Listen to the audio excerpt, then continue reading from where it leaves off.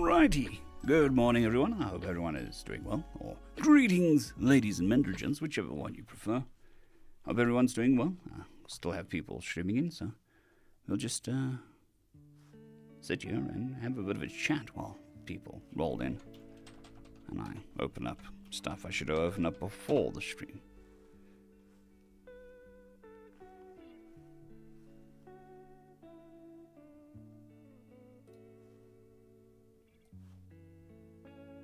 Although it is a Thursday, so it'll probably be a quiet day. Hope everyone's doing well.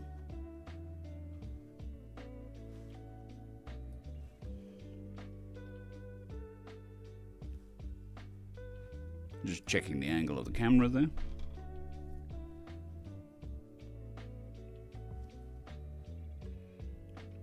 Good day, Acrafius, and Jamalatun. I hope you're doing well.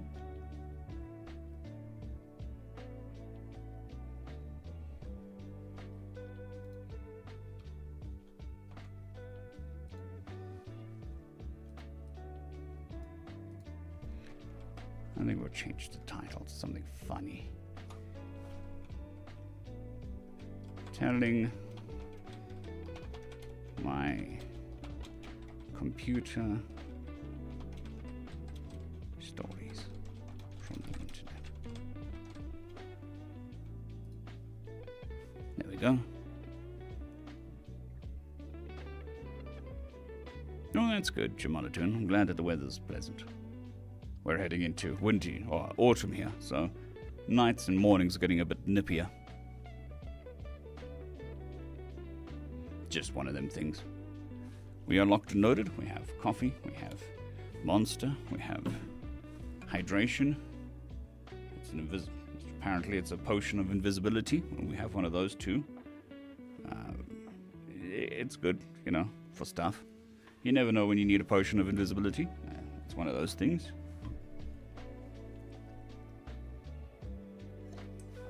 As you can see, I drank some earlier, so it's still affecting the chair. I spilled some on the chair, in fact.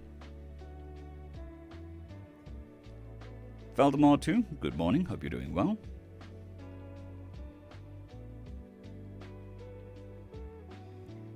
The Forge Master, I can understand that. It sucks when that happens, but we are glad that you are here. How are you doing? Good morning, Brian. Hope you're doing well. Yes, it's a very chill, aggressive squirrel. Which is what all squirrels are. They're chilled until you provoke them.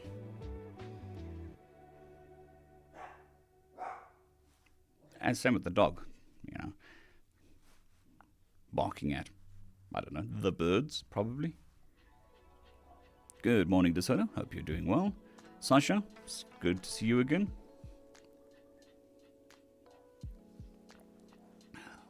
Garvey. The dog is very upset with the outside world. So, I'm not expecting any deliveries today.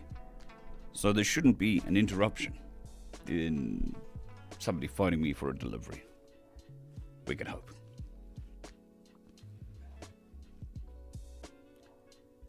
Right, everything's done.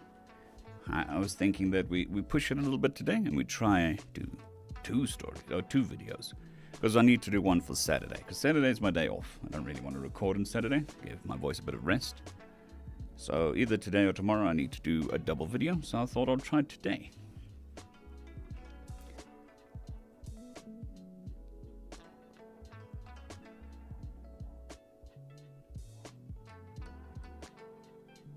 Good morning, Jean. Hope you're doing well.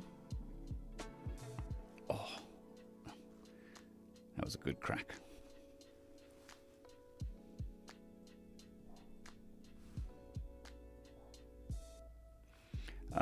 It's not green screen per se. For this view, yeah, I use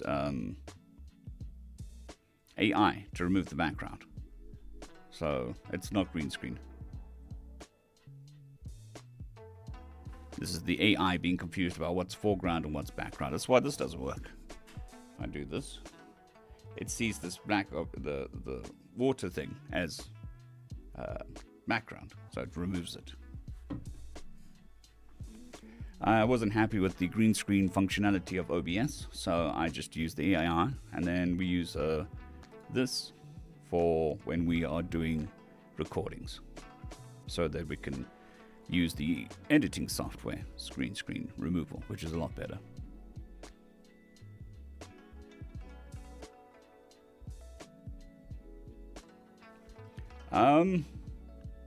It is not quite splashing back onto me, as you can see. It creates a halo, that's why I've got two lights here.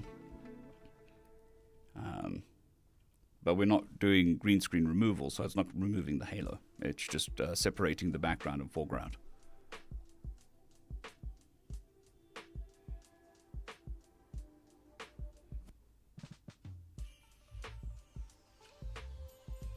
Yeah, it's a potion of invisibility.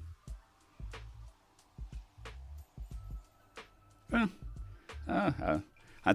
many people ask me how I do what I do, so I thought this would be interesting enough.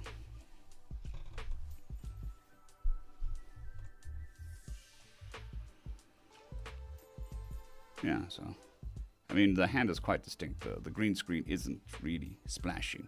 It's just that it creates a bit of a halo on the edge.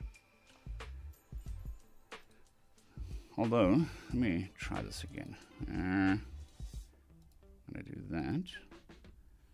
Then we're going to actually do chroma key. It wasn't working well the first time I tried it. Maybe now that I've got the lighting sorted. There we go. It's actually all better.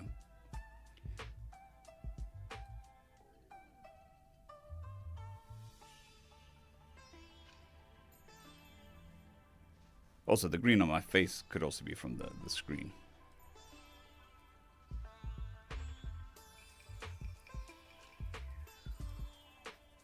There we go.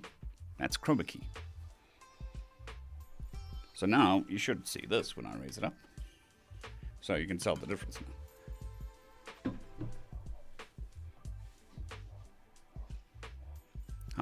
Sure. I can tell you right now, it's really nothing that out of the ordinary. That was my phone. Security notification of the house. Which is why I can't turn my phone off during this. Okay, so now we're not using chroma key. No, now we're not using broadcast. We are using chroma key. So I can close broadcast, which sometimes just stops working. So this is a Shure SM7B, very, very common mic used in YouTubers. It is a very directional mic, so it's quite cool. That's why you normally have it quite close to your mouth and reduces noise. And this is a standard pop filter that comes with it. There's that. I'm using a Scarlett 2i2 Gen 4 interface. So as you can see here, this isn't a USB mic. This is an ACL. I can't remember the label. It's a cabled one, so you need an interface to convert it from this to computer. So that is an interface. And headphones are Shure inline headphones. That's why they fit snugly into the ears. So you're looking at probably $1,800 for this. I don't know what the price is. Prices for us are quite inflated. I think you can get it from, let's see. I've got the internet and I've got a search engine. So let's go to Amazon.com.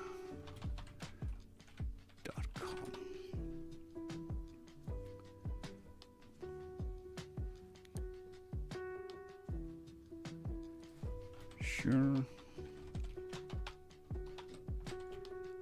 That's M7B.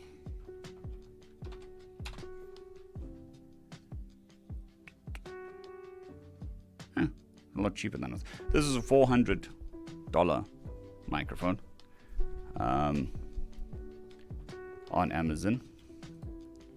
And then the Scarlett 2i2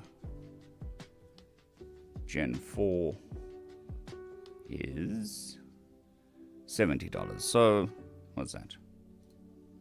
$470 for both of them. $480 if you include the cable. And away you go. Now, it is common for YouTubers and streamers to go on a bender and buy the best equipment. You don't need the best equipment. I started this channel on a no-name microphone. Literally no-name. You can't search it on internet. It does not exist. It was a shitty USB microphone that sounded like crap. And then I upgraded to, I think, $100 setup, which was the cheapest interface I could find and the cheapest XLR microphone I could find. And that powered the channel for about a year. And then ever since then I've been on the SM7B. My setup is 2 screens, teleprompter that I made with the 3rd screen, and then some cheap knockoff lights.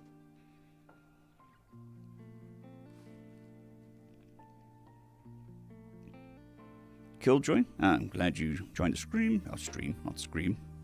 Hope you're having a fantastic day.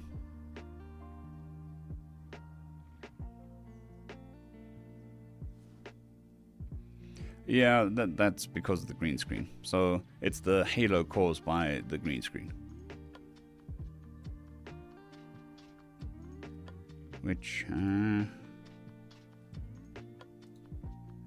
if I change the settings enough that stops.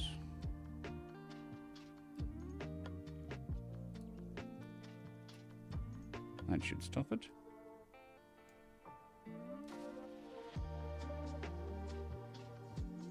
No, it's still there.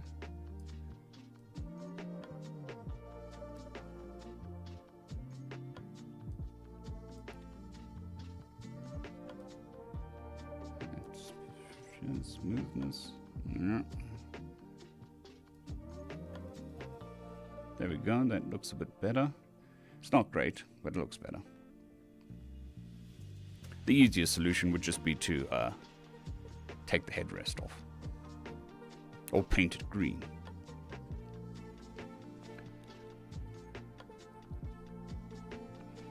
Okay. And then, oh, sorry, Jamelatoon. And the other thing is you want software. We use DaVinci Resolve for video editing. But I built this channel off of Shotcut, which is a free open source software for editing videos. It crashes a lot. But, hey, it's free. The only reason why I stopped using it is because I actually can't remember. There was a specific function it didn't have. Which wouldn't affect a normal channel. And then audio software is Audacity. I'm definitely feeling better, Gene. Definitely feeling better. I think we're up for two videos today, so we'll see how that goes. I've done a couple author interviews way back when. Maybe again, I don't know. It's very difficult to organize because we're almost exactly 12 hours out from each other. So finding a good spot means that either I'm doing the interview at a ridiculous time or they're doing an interview at a ridiculous time.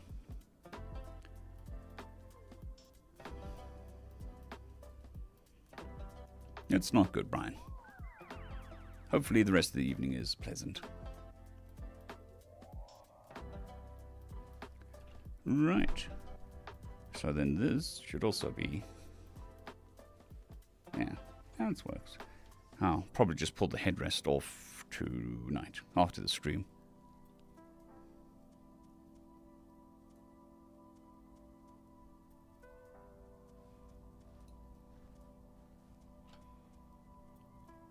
I don't have the fish anymore.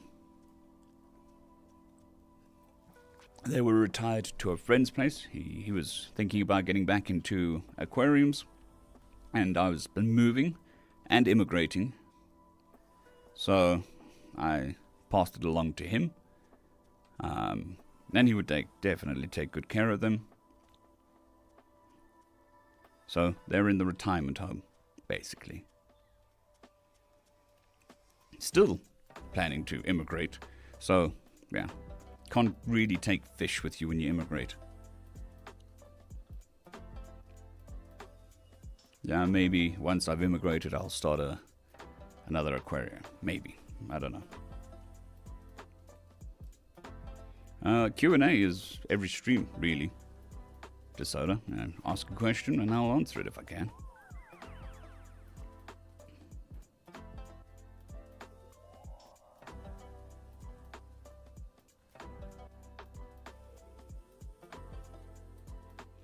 I don't think we have to have a specific stream for Q&A. Especially since I'm streaming every day now.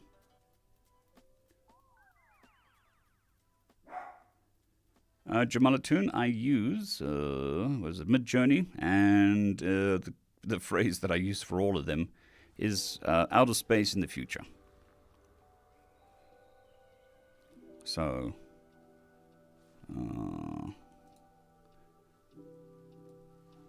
and then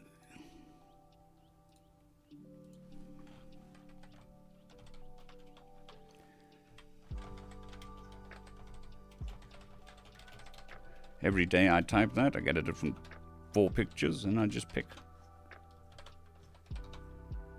I just also use the, I'm on the latest version, so 5.2, and then the aspect ratio is 16:19, which can change the output results. For some reason, the default square pictures uses a different keyword system than the aspect ratio.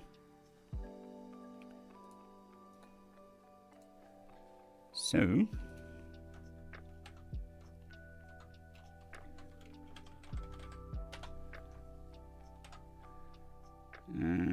we're going to exit that. I'm going to do some.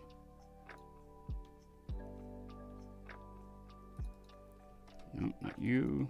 You. Okay, so I just typed in outer space in the future, and this is what I get for the 4 results.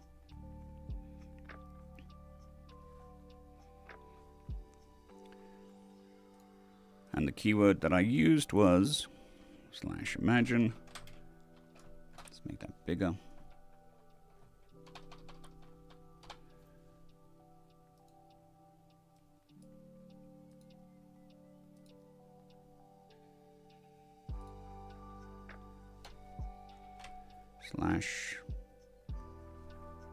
/imagine space outer space in the future.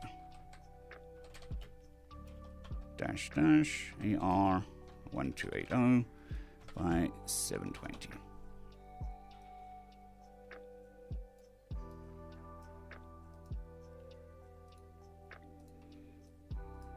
Oops.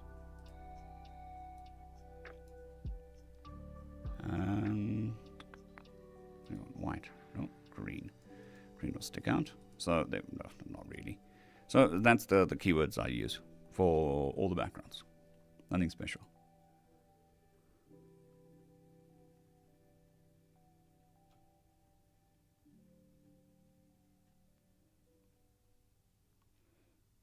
Well, Speedy, thank you very much. We're getting there. Still got a recovery to go. Still doing physio, so it'll still be a month or 2 until I'm back up to 100%. We're getting stronger every day. Voice is getting better. Generally, yes, it is a strain to do different voices, regardless of who you are. The longer you do it, the more you strain your voice. My surgeon reckons that what I do is pretty much the the most difficult thing you can do, strain-wise, for your voice.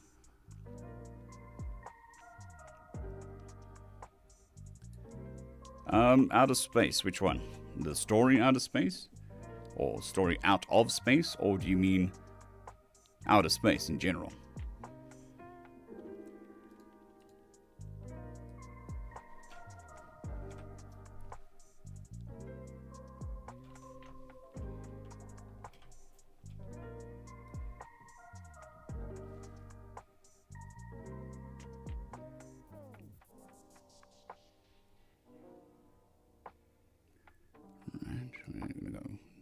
Here and change this to that.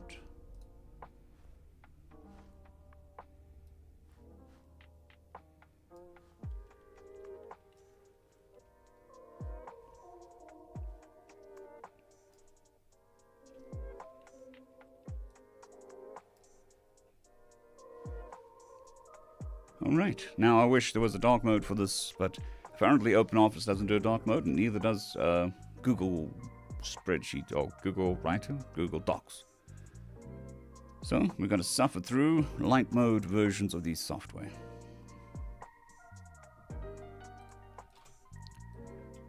I'm going to do the first story, Fluffy.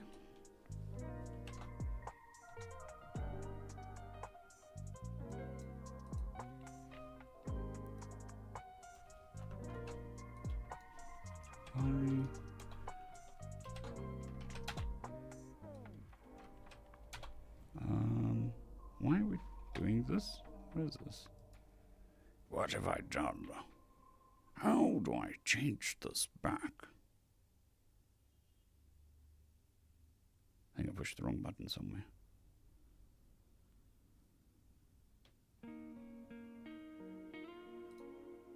No, not that.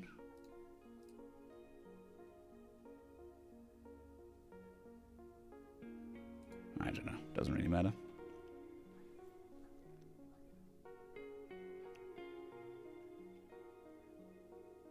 I think I might be missing there something disorder. I'm not seeing the full message. Oh, it was deleted. Huh. It's deleted on YouTube, but it isn't deleted on the combined chat. Well, we need to change this to art. Not just chatting. All right. We are now in the artist's corner. All right. And Kippy.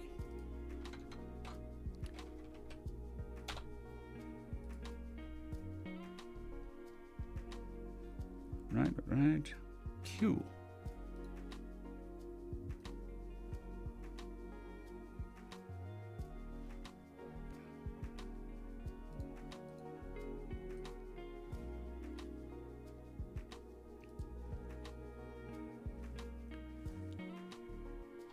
So I'm not sure which outer space you were talking about. So if you could specify in chat, I'll answer if I can.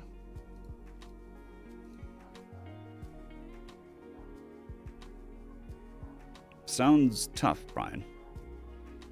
Getting out the grease, or solid grease, is never fun. Right, so voices. We're going to start with M1. As always, narrator voice.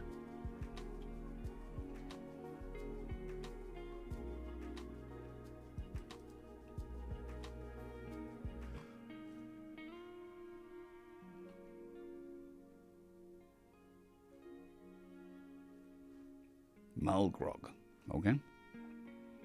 Mulgrog.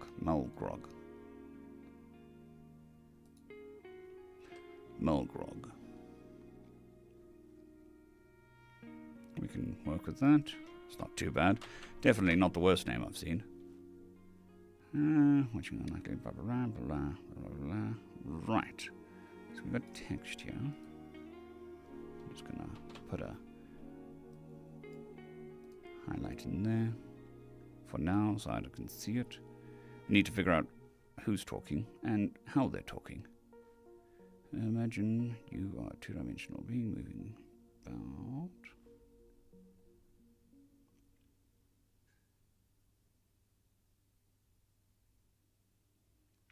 It's always good to clean all controllers, keyboards and stuff eventually.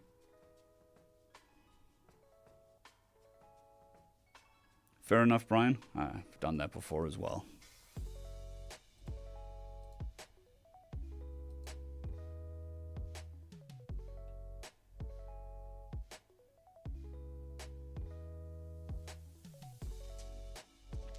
They seem to have added a third one in. Yeah, cool. They got a top chat, live chat, and fan funding. That's awesome.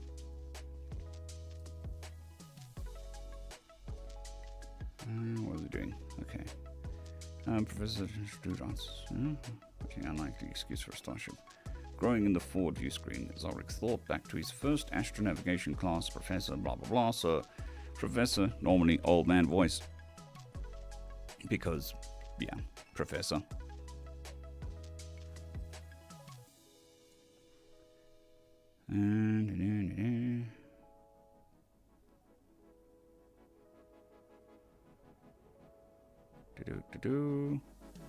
This is M1.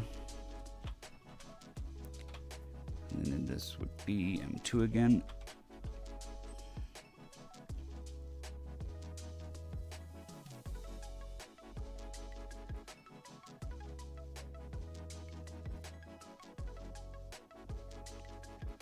Well, in the beginning I didn't. Beginning I basically had the same intonation all the way through. I also spoke at 1 million words per second.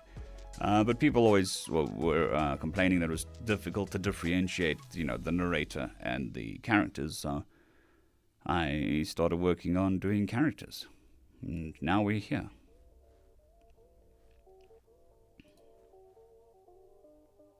This is still M2. I think it adds to the story. I mean, I like the style. I'm not saying that the more monotone or the more singular voiced works is bad, but I enjoy a multi-voiced story. Some people enjoy the other ways to do it. I mean, I did horror once. I did some horror, and somebody told me, just no holds barred, like, you're too energetic for horror. You need to be somber for horror. So, yeah. I was like, fair enough, but I can't read in a somber way. I tend to be more energetic. We don't really need an M1 there. This will be M2 again. So now that I've had the voice surgery, my voices should be more consistent, because my voice would be different every day because of strain, because of acid reflux, and because of the partial vocal cord paralysis.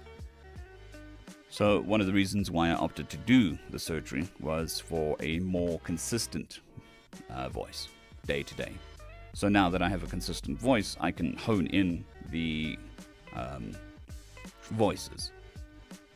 So that's why I built the catalog of voices, and now we're using keywords for voices so that I can keep it straight, lock those voices in, and then use them where appropriate.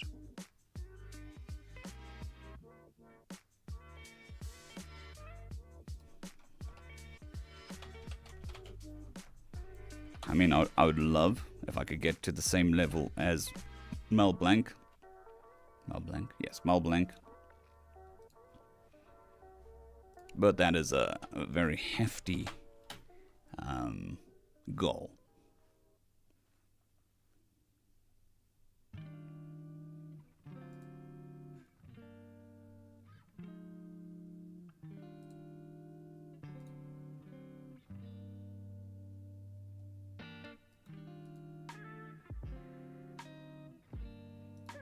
What dictionary is this using? South African English. English USA. Okay.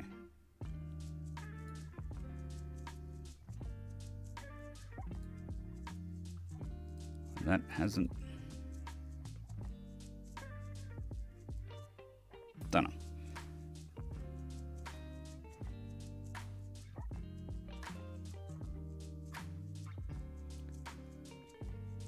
Plexus, good morning. Hope you're doing well, and we're recovering every day, getting better every day, so... Stretching the voice, pushing it to its limits, not too far as to cause any permanent damage, and yeah, hopefully within the next month or two, we'll be back to 100%, or better, I should hope. Brian, Mel Blanc did all the voices for Looney Tunes.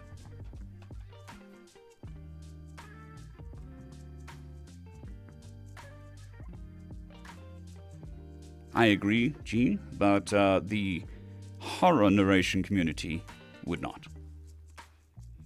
But Mel Blanc did all the voices for, let me see, all the Looney Tunes, were done by one man called Mel Blanc. He was called Man of 1,000 Voices.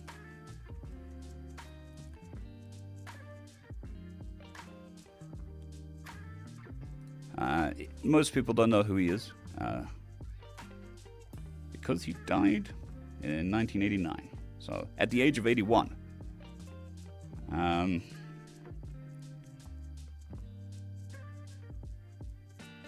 Trying to see. He did a lot of voices. So he did Popeye, he did Looney Tunes, and I think he did Hanna-Barbera. Yeah. Dude was a monster when it came to voice acting. And this is before the modern age, so this is like the 50s and 60s. So we didn't know as much about vocal cords and how they work and how the voice acting works and all of that stuff. Or voice utilization would probably be better. And that Chad of a voice actor just went and did it.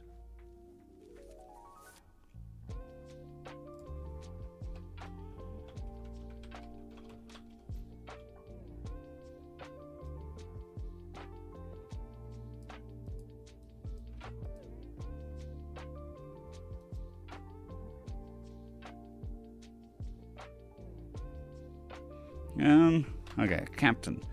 Are we going with snooty, pompous English? Or are we going with American Low Central? So basically, are we going with M3 or M10? Ambassador, my apologies for not greeting you sooner. Are you enjoying your passage so far?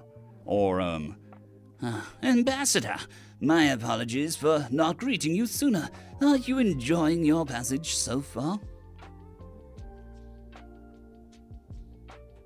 Good morning, Zoromir. Hope you're doing well.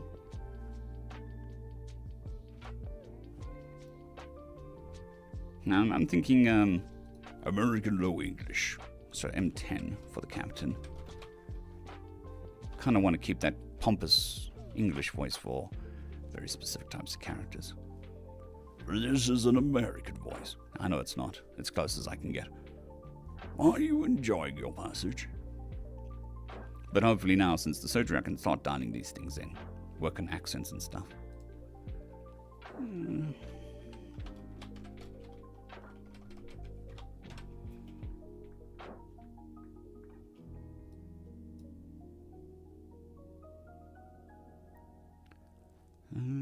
Well, not infirmary. As a crew member, set the captain's and aide's dinner before him.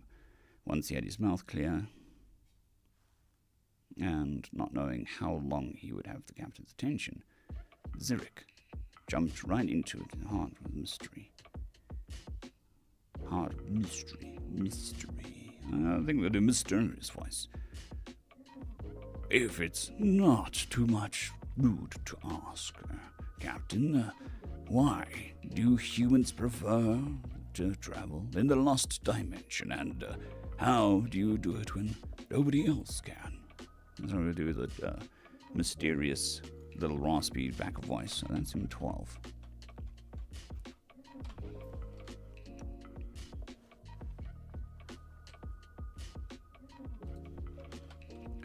M1.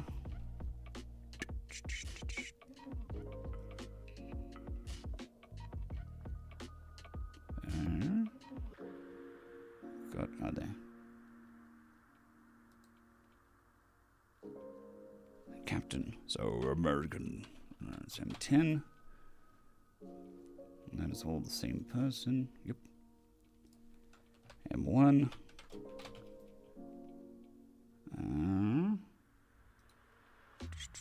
Many sleek forms, each 10 meters long, were darting through the field of metallic dust left by the fireworks.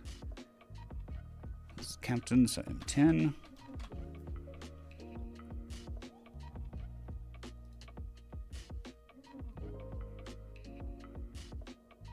This is also M10.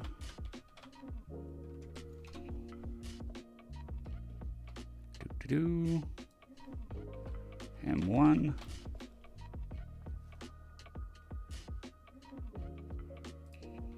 M1.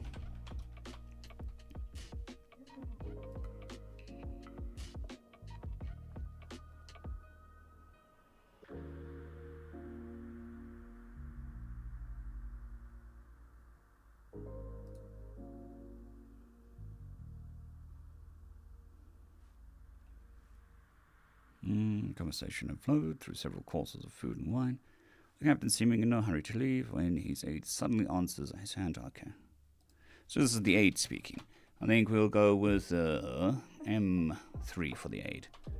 A snivelly voice for the aide. Yes. Sir, you have a call. Something like that. And then M1. M10.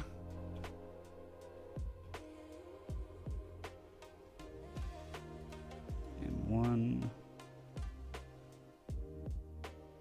Oh, for the love of...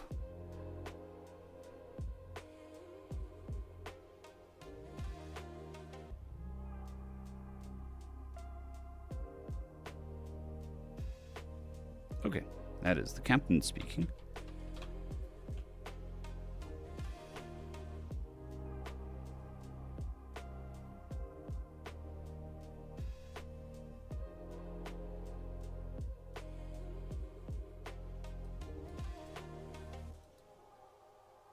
That's M10 again.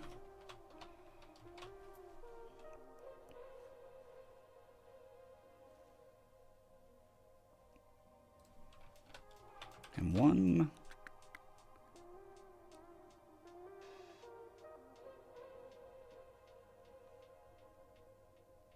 M10.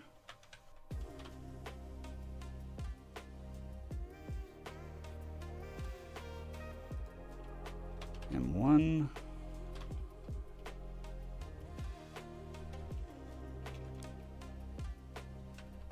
M10.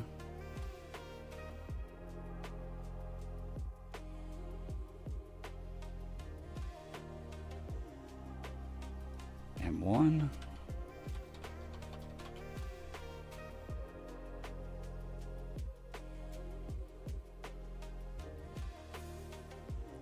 Real tough cookie? Well, however long the YouTube channel's been going for. So 5 years? 4.5 years? That's how long I've been doing this. I'm also not trained in any way, just picked up bits here and there.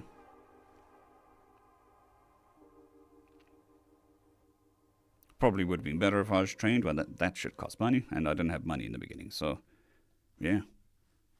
Sacrificed my voice on the altar of the algorithm, and it succeeded, which I'm happy about. Now we're doing the corrective stuff to fix the voice. Although I don't think the channel stuff did stuff to my voice. The problem with speakers is their voices are almost inflamed, so you're more prone to getting an infection. And in my case, the doctors really, this is a horrifying thought for anybody in my line of work, that I got a bit of the virus, doesn't matter which virus, into the nerve endings, and they killed the nerve endings, or damaged the nerve endings, which caused the partial vocal cord paralysis.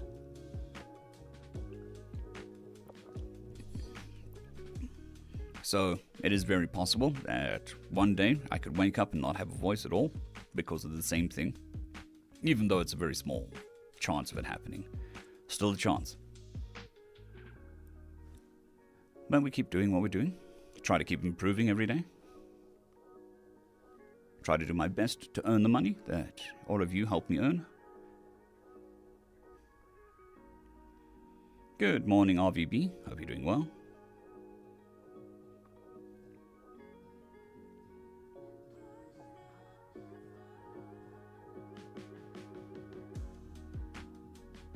It can happen to anybody. So I've heard through the grapevine of a voice actor, a local South African voice actor, who was put out of work for 6 months because they caught a flu and it infected their nerve endings. I've also heard that sneezing. Somebody sneezed wrong. It's too hard at the wrong angle and damaged their voice and couldn't work anymore. There's lots of stuff that can affect your voice. Good morning, Will W, and definitely an insomnia stream. So, real tough cookie. The thing that happens to voice actors the most, which damages the vocal cords, would be polyps and hemorrhages. So that's where you tear the tissue in your vocal cords from using them too much. Polyps can also be caused from the same thing. So those are the two most common ones, and overuse. So damaging the muscles that control the voice. Thankfully, I didn't have any of those. I just had the nerve damage.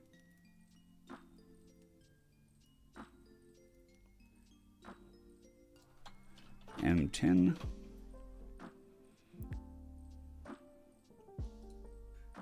M1.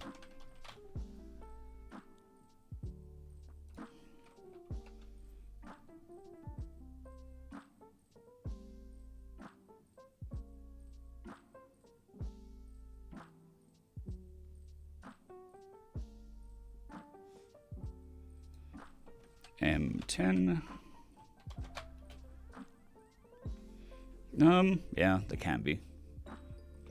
Polyps aren't necessarily painful, but they can cause a lot of problems. So a polyp is just, not a pimple, but it's a bit of hard material that forms into a blister-like thing.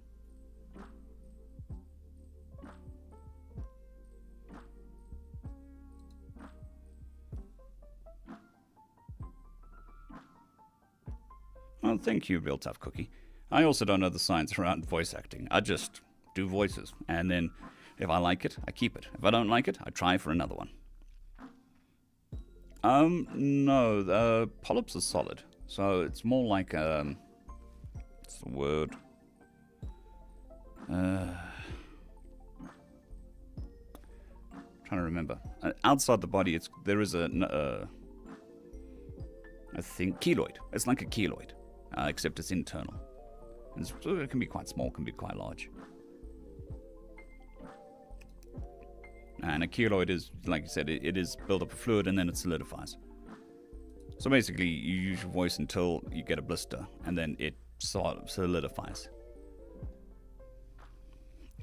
I think, I'm not a doctor. That was my biggest worry when starting this whole process of getting my voice fixed was polyps. Because they have to go in and remove the polyps, which can cause scarring, and the scarring can affect your voice permanently. So, the keloids, the polyps can also affect the voice significantly.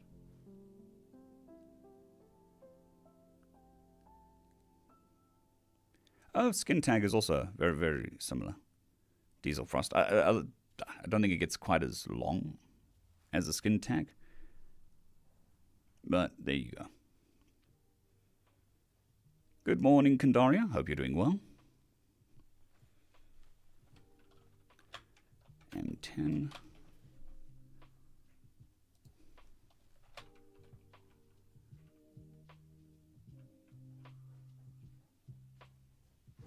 I don't know. Let's go with the Cockney. I know. Snivelly voice. M4. I don't know. M4.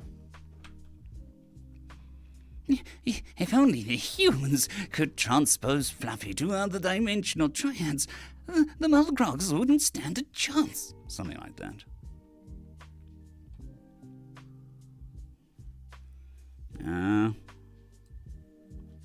M10. Oh, but we can. It's a good ending. Cool. We're all done. Can open up the teleprompter. Oh, nope, go back.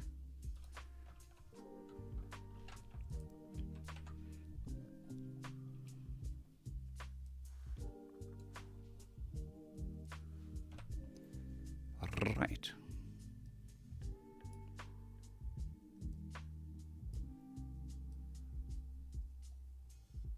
Teleprompter skew. Let me just straighten it. I'd call it a teleprompter, but it's homemade. There we go. But it works, and that's all that matters. Lower this down a bit.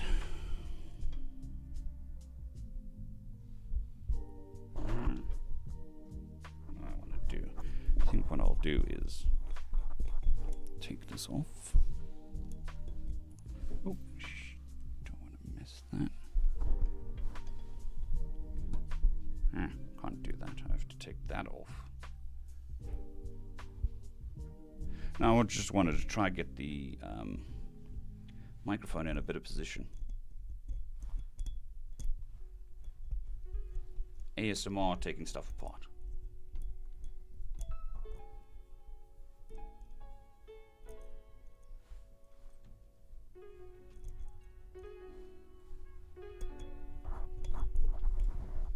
Okay. It works. Got most of the mic stand out. We've still got sound coming through. That's always good. All right, so we're ready to start. I think I should make this a bit smaller. So if you ever wondered what the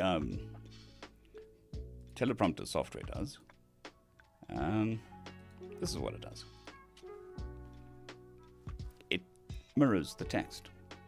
Because of the way teleprompter works, a teleprompter mirrors the text. So if you want text the right way around, you need to mirror it. So there you go. That's what it looks like. But we are going to change that back to Open Office. And then we're going with green.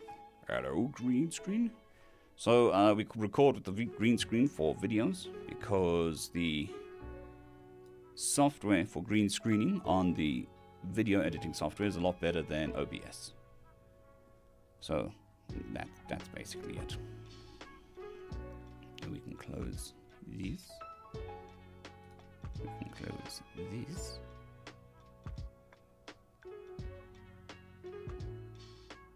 Good morning, James. Hope you're doing well. And thank you for popping past, Jamalatoon. It's much appreciated.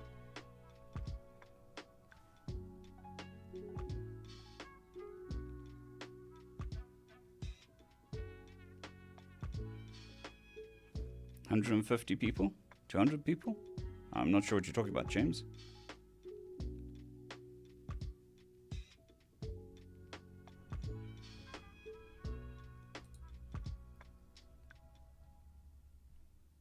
Alright, what are we doing? Are we moving you over here?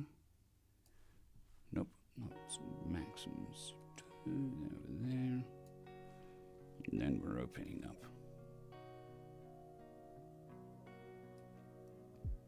Okay.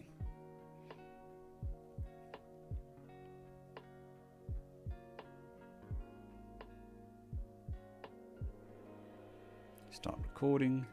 Start recording. Take glasses off.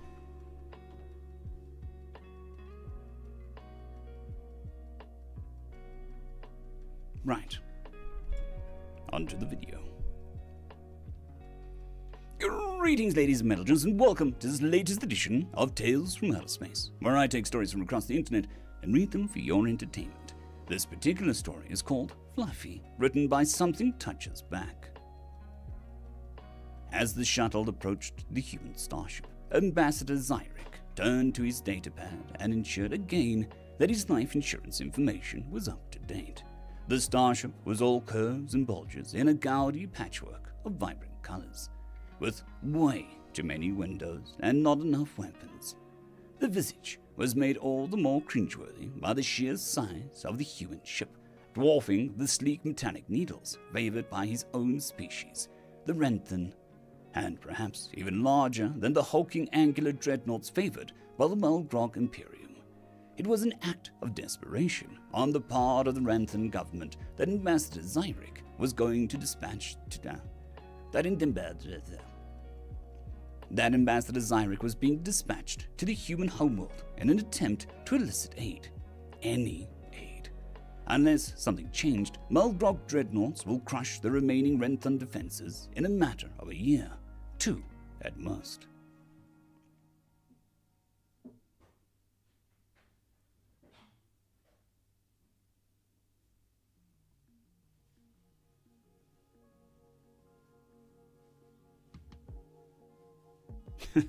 Fair enough, Brian. Fair enough. Oh, got a sneeze brewing. Got my anti-sneeze stuff here, just in case. Watching the unlikely excuse for a starship growing in the forward view screen, Zyric thought back to his first astronavigation class, Professor Bizga drew 2 dots far apart on a sheet of paper, then with a straight line between them.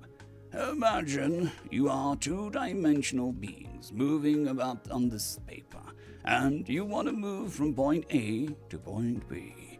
In your 2-dimensional view, the shortest path is all along the line of X.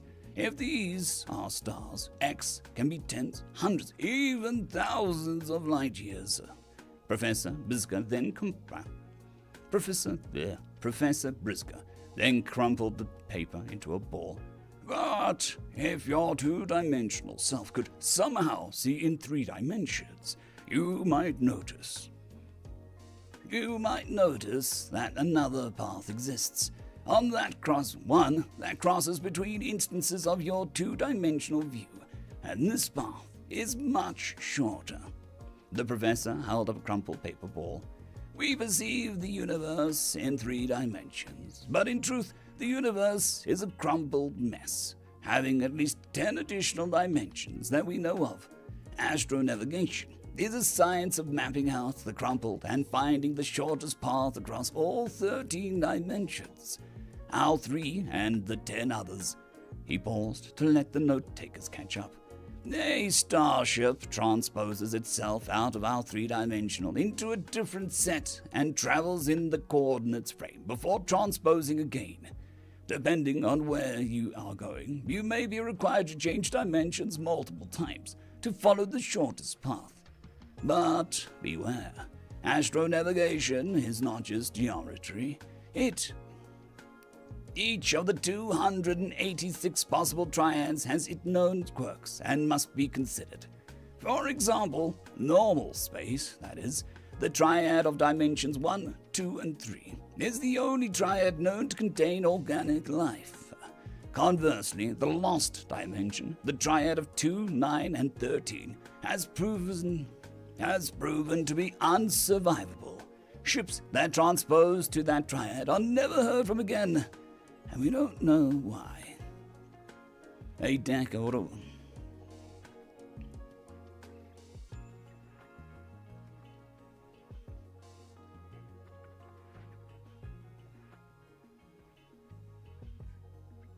Just catching up with the chat. Right. A decade or more back, the humans had come out of nowhere. Well, not exactly nowhere. They had been observed transposing out of the lost triad. The first few ships to show up were tastefully drab blobs bringing natural sciences.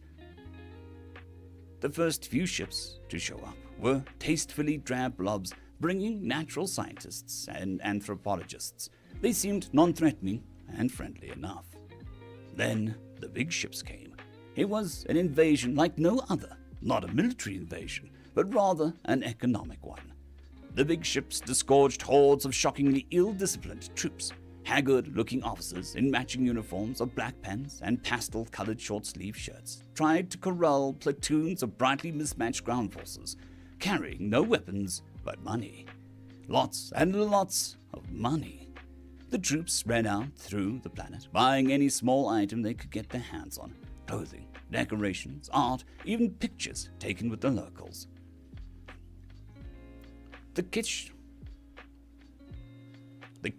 the better. Over the remarkably short period, the strategy became apparent.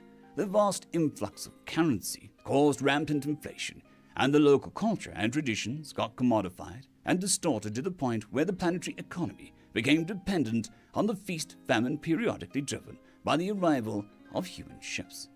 By the time the Renthan central government realized the threat, it was too late. Multiple planets had diverted manufacturing away from the war effort entirely, and now the Mulgrog were advancing. The Renthan had no choice but to try to turn one invader against the other. Ambassador Zyrak moved closer to the view screen. Were those logs? Yes. Long manipulator arms built into the side of the human starship were grabbing one whole delimbed tree trunk after another from the waiting barge. Whole delimbed tree trunks after one long manipulator arms built into the side of the human starship were grabbing one whole delimbed tree trunk after another from the waiting barge and stuffing them into a round hole in the hull. It seemed to Ambassador Zyric to be a frighteningly long way to come to collect a bit of lumber. But then, just because humans were effective at what they did didn't mean it had to make any sense. Once on board, Ambassador Zyric thought he understood why the humans needed more wood. The overly spacious hallways and common areas were richly paneled with wood. Even the solo occupant cabin assigned to Zyric had wood furnishings. Everything had a posh yet antiquated feel. Not quite what Zyric expected in a troop transport. He was even more surprised when he discovered that a human crew member came into his room daily to clean it while he was exploring the rest of the ship. Vast spaces, including many of the bulges visible from the outside, held recreational activities for the ground troops. They ate, drank, played, and partied their way across the galaxy, traveling the lost dimension seemingly without a care. Days into the journey to the human homeworld, Zyric was enjoying a meal under the vast transparent dome at what had become his favorite table, wood, of course, when he was unexpectedly joined by Captain Henson and one of his aides. Captain Henson said, "Ambassador, my apologies for not greeting you sooner. Are you enjoying your passage so far?" Zyric tried to discreetly wipe the scrap of food from his lips while nodding affirmatively as a crew member set the captain's and aide's dinner before them. Once he had his mouth clear, and not knowing how long he would have the captain's attention, Zyric jumped right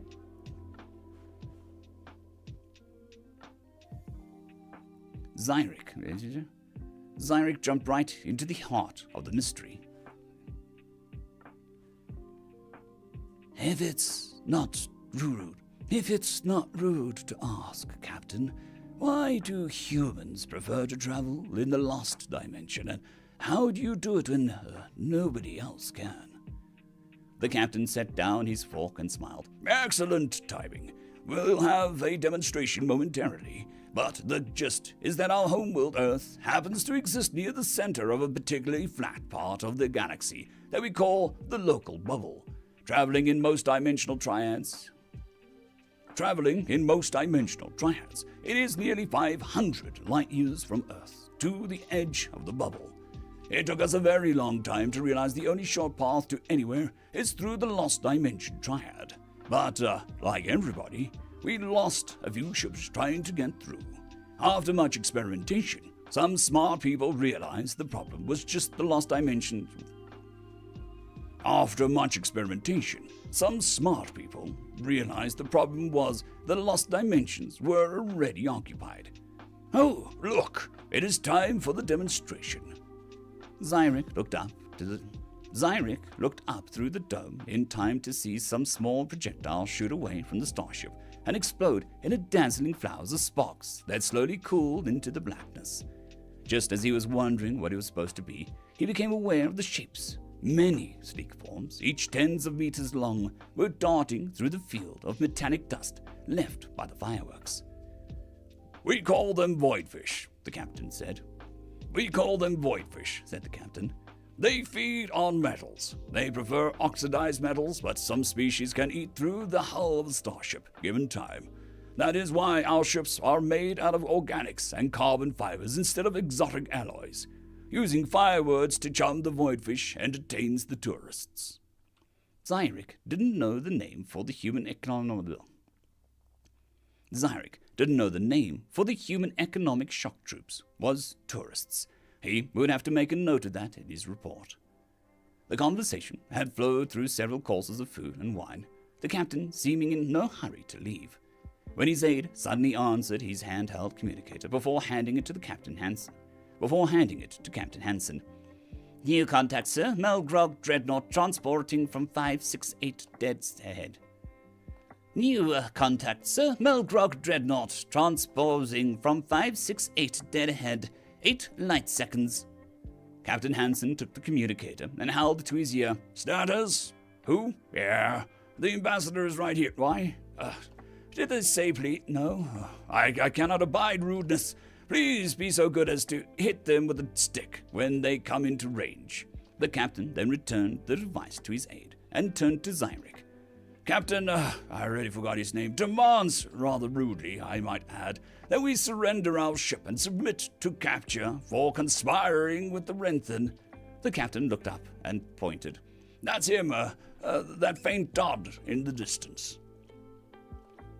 Zyric looked where the captain was pointing and noticed Zyric looked where the captain was pointing and noticed that the school of voidfish was already moving off towards the new source of metal. Just then, the ship shuddered as an entire tree trunk was accelerated into the void, leaving the starship at a healthy percentage of the speed of light. From his side, Zyric heard the captain say, "Most mass drivers accelerate metallic objects, iron and or tungsten rods, for example. As a result, Mulgrog defenses are designed to detect and divert metallic rods. They don't do so well against wood. One log won't stop a dreadnought, but it will ding a shiny finish a little and, with any luck, get stuck in the plating." The captain took another sip of wine and said, You know, wherever you get schools of foragers, sooner or later you will get a predator that eats them. In the oceans of Earth, the humpback whales eating herring. Out here, it's Fluffy. He's been following us for days, eating the void fish we attract with our fireworks. Just then, to the accompaniment of oohs and ahs from the assembled tourists, a massive something came over the dome from somewhere behind the starship, and kept coming until it filled the entire view. Endless tentacles loosely flailed outwards from a body that seemed to be interconnected membranes, a bouquet of jellyfish forming a single organism far larger than any space station. Fluffy follows us around most trips, sir. Over time, we've taught him how to chase sticks. His food forgotten and growing cold, Zyric kept his eyes glued to the view outside the dome. At first, Fluffy disappeared into the distance, but as the starship continued on its course, that distance soon closed again. By the time Zyric could make out shapes, the dreadnought was just a cloud of debris, with Fluffy continuing to tease apart the larger chunks. Hundreds of void fish were coming from everywhere to descend on the feast. As the humans passed the debris field, Fluffy brought the longest remaining part of the tree to the ship, releasing it just off the port bow. Captain Hansen took the communicator from his aide once again and held it to his ear. Bridge, Captain Hansen. Looks like Fluffy is full, and wants to play. Permission granted to throw the stick a few more times for him. He's been a good boy. As Zyric looked at the rapidly disappearing remains of the entire Mulgrog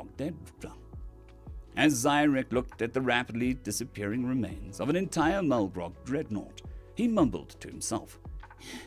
If only the humans could transpose Fluffy to other-dimensional triads, the Mulgrogs wouldn't stand a chance. He almost missed hearing Captain Hansen saying, "Oh, we can." End of story. End of story.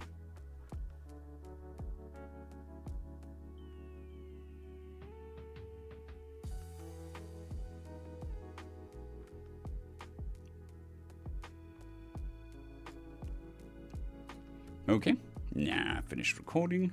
Go back to here, and I think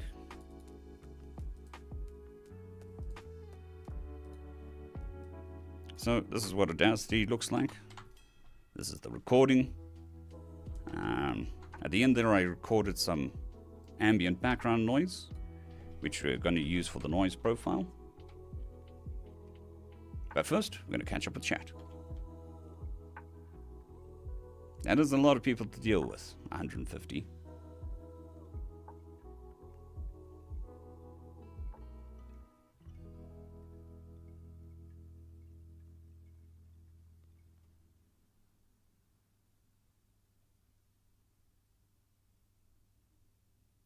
Good morning, Alpha. Hope you're doing well. That would be funny to play my stuff on random stuff. It would be even funny if you go to an appliance store and just install it on all the smart appliances, like fridges. Just have the fridges telling my stories.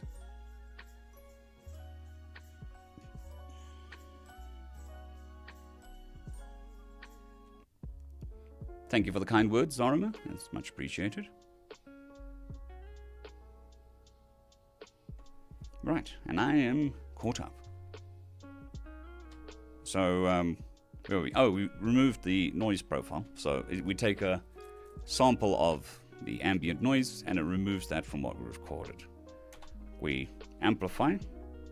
We hard remove the noise there. So we normalize.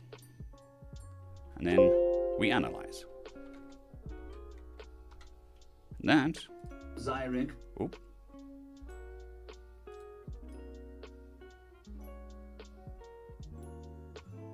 Let's go with that.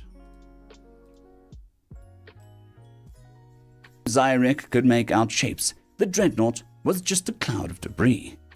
So then that's all the editing I do. This is really not that difficult. So I'm going to hand this off to my wife. She's going to cut out all the dead space and mistakes. Slap it together, add some music, add some sound effects, and then that'll be the video for tonight. Audacity, this software is free. Free to use. So, there you go.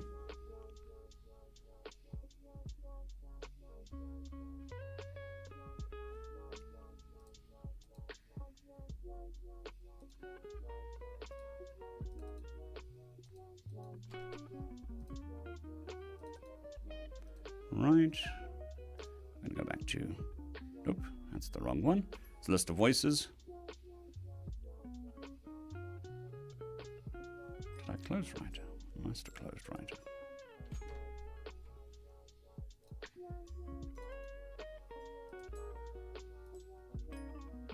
There we go. So we're back to the writer software. So I think we will do another story. There we go. There we go. Right, so we're going to minimize that. We're going to save the story. Yeah, shut up. Save the story called Fluffy.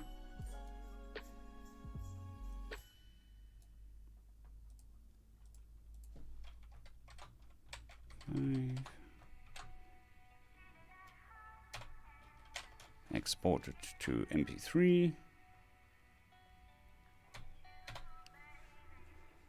Generate a background. I use one of the ones we did earlier, and that one looks cool.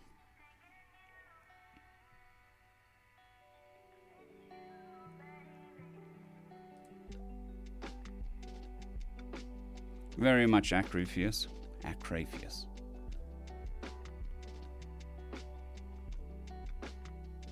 Nice and chill. No screamy shouty. Cool. So, we still have paint? Yes.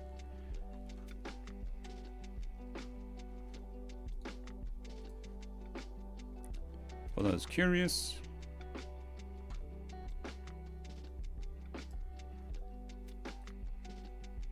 this is the image that was generated.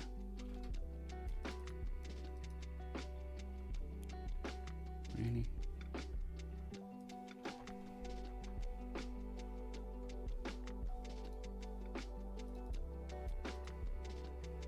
And the image that will be in the background of the video.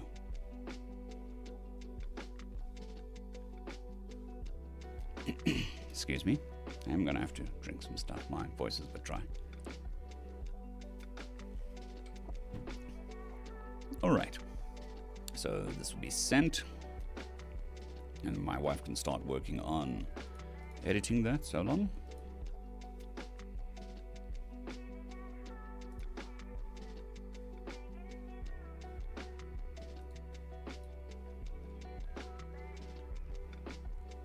Oh, by the way, I meant to mention it at the beginning. I uploaded 250 new stories to the 24-hour, 7 days a week broadcast. 250 of the latest stories. So I found a way to upload them at a faster speed, as to not, bash my head against the wall repeatedly doing the very short speed. So that just speeds things along quite significantly. It took 5 hours, but that's still better than 2 days to upload 4 files.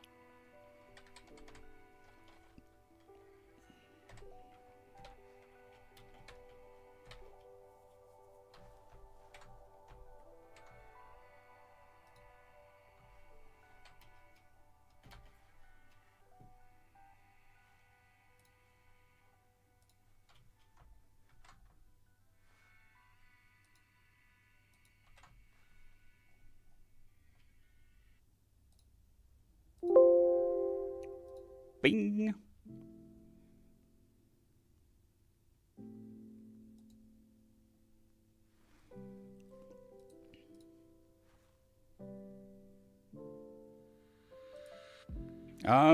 So I used a cloud bucket, which is a form of cloud storage, and uploaded it to the cloud bucket, which is pretty quick. And then from inside the virtual machine, I downloaded it from the cloud bucket, which is pretty quick. Because using it the other way, which is direct transfer through SSH, just took too long. That's more for small files. So for the bigger files, I had to use a bucket, basically. Don't know why it's called a bucket. It just is. Right. So that is sent. Right, I've drunk 3 to 4 liters of water today already. It's 11 o'clock, so it's a bit rough. I'm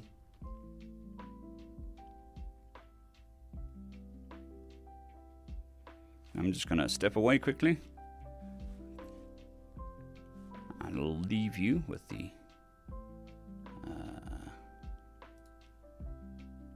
nice multitasking. With the nice squirrel and some cool, calm music. And I will be right back. Right. Give me 2 minutes, I'll be back. I just need to get some water, hydrate, and then we'll do another one.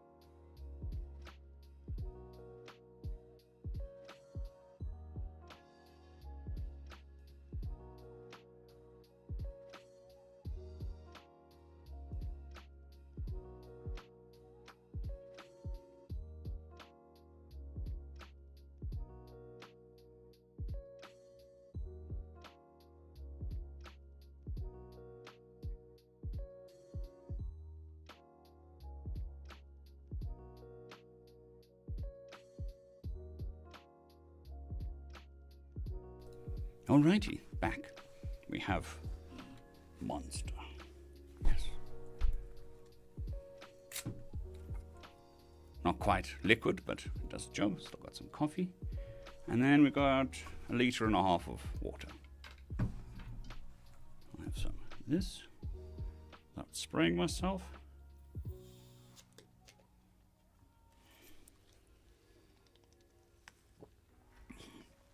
All right. With energy. Always with energy. And this is water for hydration. This is for caffeine. This is for water hydration.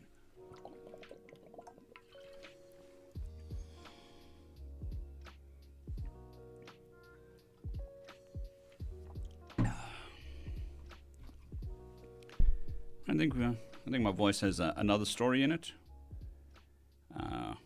So we'll see.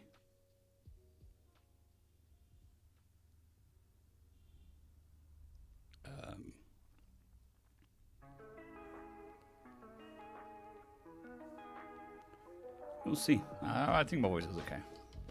Should be able to record another story, do another video.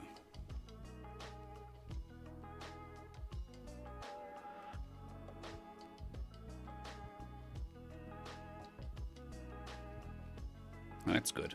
At least notifications are kicking in.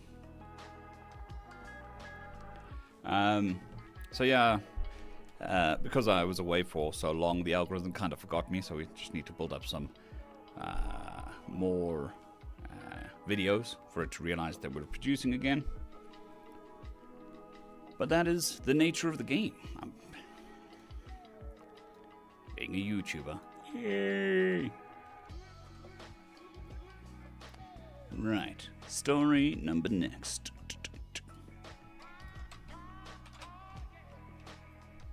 The next video is going to be 2 stories. It's called Humans Are Psychic. And it's written by Random3X. Seems to be on a serious tear the last month or so. Random3X. Right.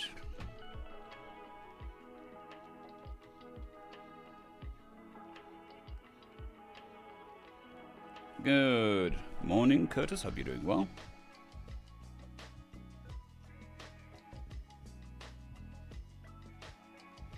Yeah, I don't know. The algorithm for notifications, I have no clue. Because it's not because I'm releasing too much content. It is the nature of the game that the algorithm will do what the algorithm does. Right. We need to go to here. And we'll change this to...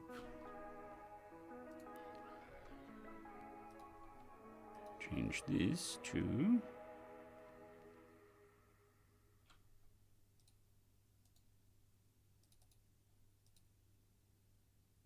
Open Office Writer. There we go.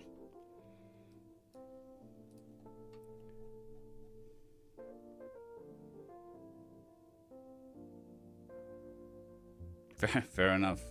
I mean, we wouldn't want to pick on small indie companies like that, would we? That'd just be too much. Right. Story number 2. Well, not story number 2. Next video. I'm going to do M1 for this. What's nice is I get a nice rest between stories, so should be cool.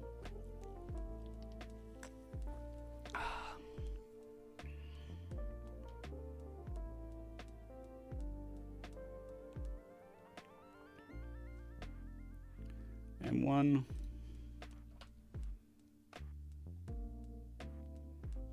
I think we'll go with Cockney on this one, which is M5.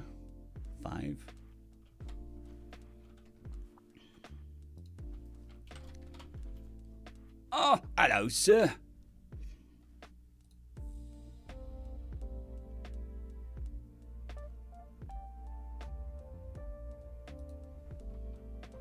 We'll do M2 on this one.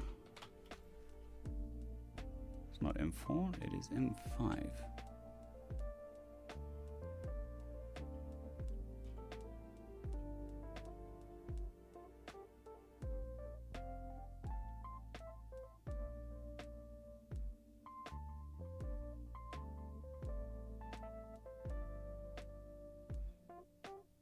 Fair enough, Brian, fair enough.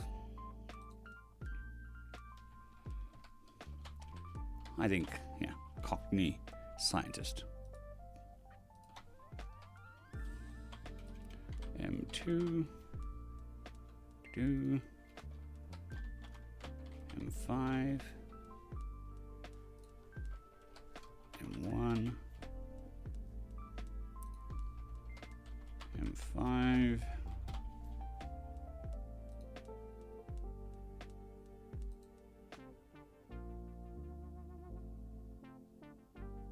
okay, this is the human, which is Hugh Mang. That's funny. That is very funny.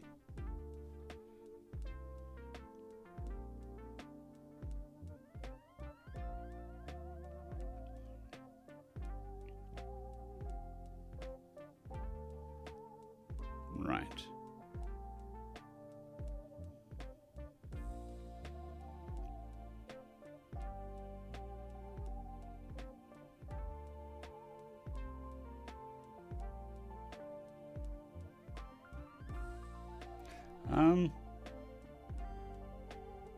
I don't know, we'll go with probably M10.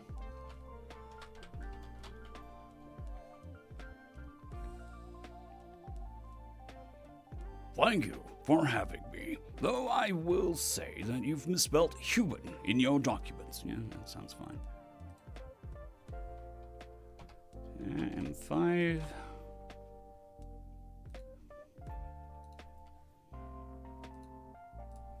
M5. M10.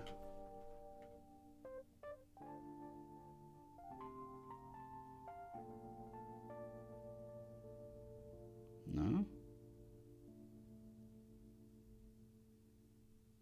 Yes.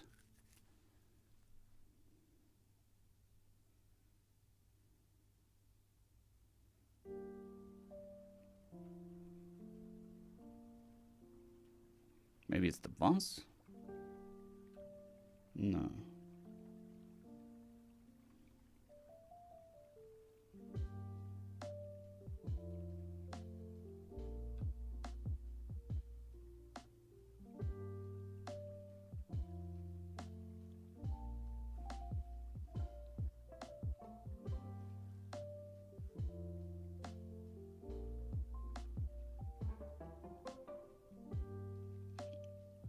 Okay, so the boss is still there.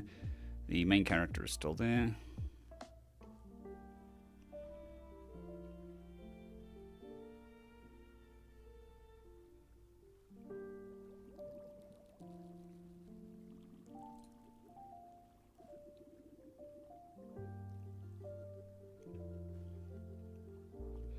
We're here today to assess your psychic ability.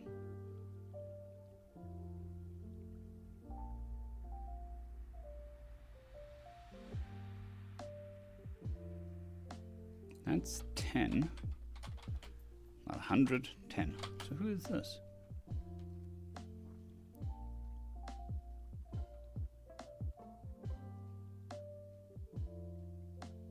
We're here to assess your psychic ability. I mean, that logically seems like it's going to be M10, but it doesn't really make sense. Yes, it did seem like an interesting study, though I look forward to enlightening you very soon.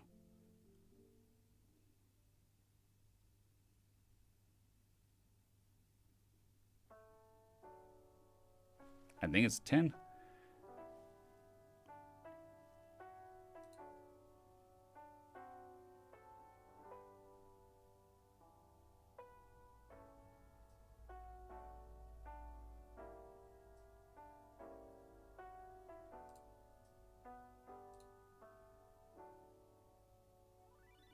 I'm confused. Who's talking? Yeah. So, narrator, scientist, scientist boss, scientist, scientist boss, scientist, narrator, scientist.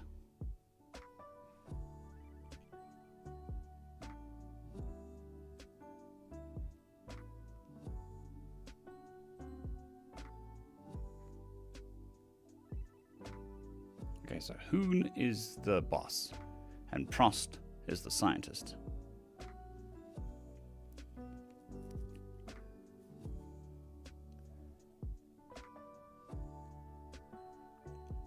Or Prost.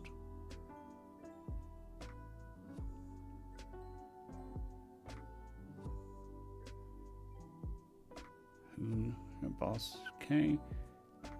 So then Prost. 5, yeah.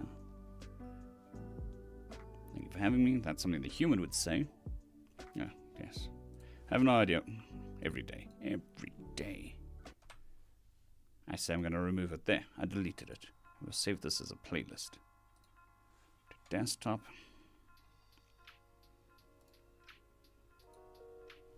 Stream music.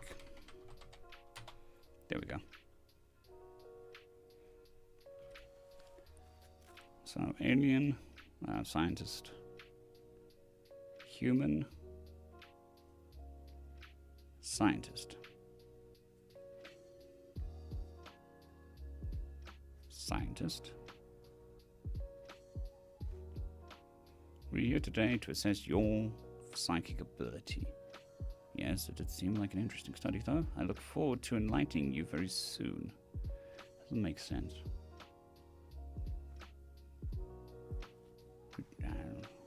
That sounds like the human.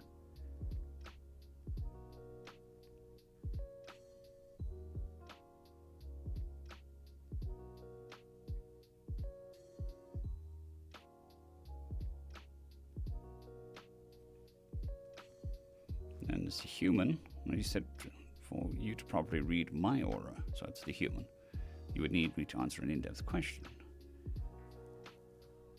Yes, that is right, the human replied with a nod and a grin.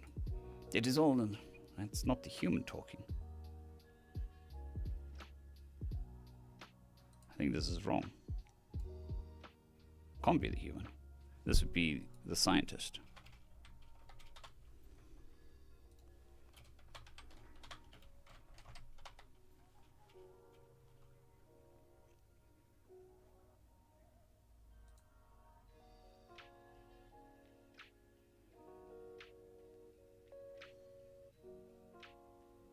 I am so confused about who's talking.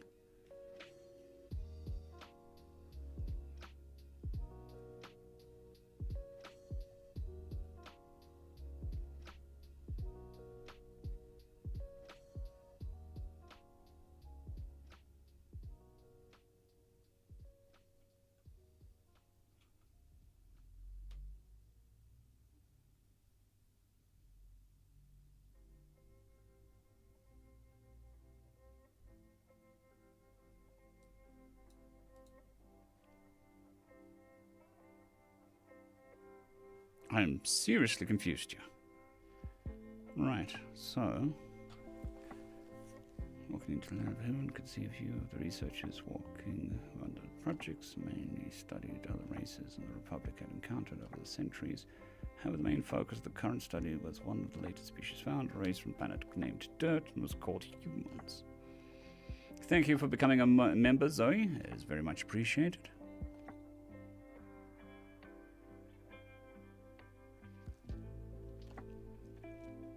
Right, Hoon. Scientist. Scientist boss. Scientist. Scientist boss. This intrigued Hoon. The biological scans of volunteers showed that they had none of the neurochemicals needed to be able to, so to be told otherwise would be a breakthrough indeed. Yes, James, it does. So, scientist, yes, sir. Fascinating. I even have a chance to interview one such subject. Would you like to observe? Boss considers. Think it would be an excellent chance. Cool. Narrator. Following Prost into the interview room, he split off to the observation room adjacent. Inside, you could see the human. It was a colloid shaped being with two blah blah blah blah. Welcome, human. So that's the scientist. Thank you for having me. Though I'll say that you've misspelled human. That's definitely the human.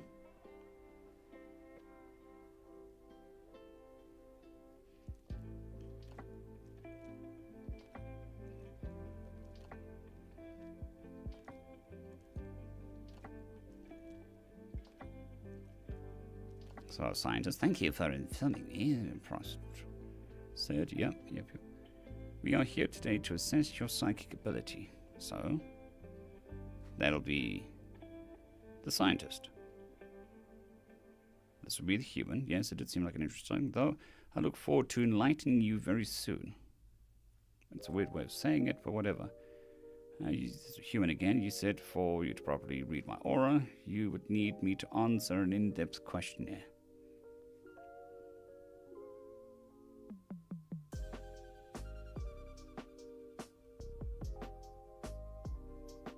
Yes, that's right, human. It's an all-round personality. Any human with data can extrapolate your personality. That sounds like the human.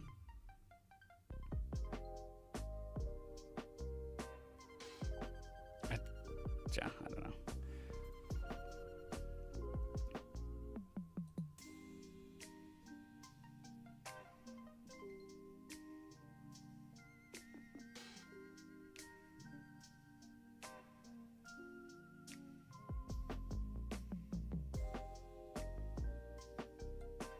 I think this might be 5. And then this is 10. Maybe it is human.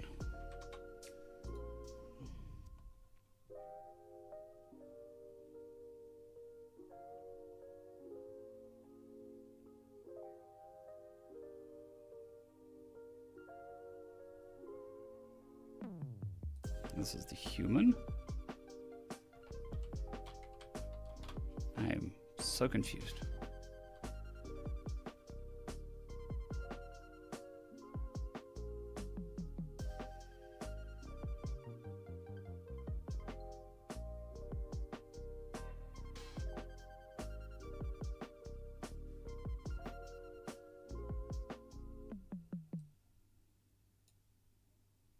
Yeah. Could be.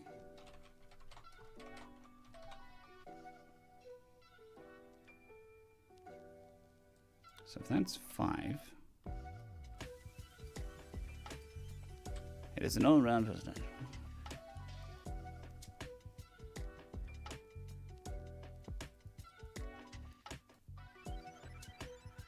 But then this sentence doesn't make sense.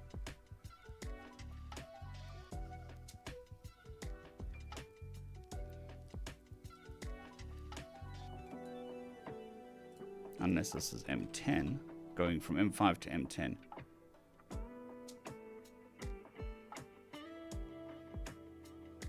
Well, I'm glad you're enjoying the content, Zoe.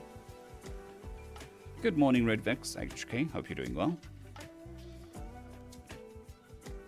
Yes, that's right, the human replied, with a nod and a grin. It's an all-round personality test. And this one looks forward to your analysis. Shall we begin? That could be 5.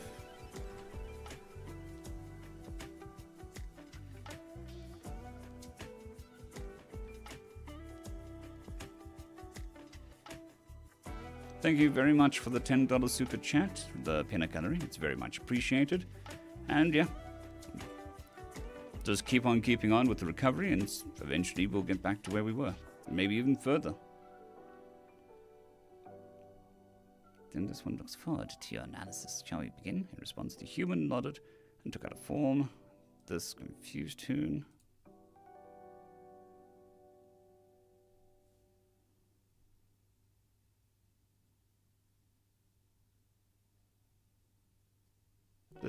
It's these two lines that just don't make sense to me.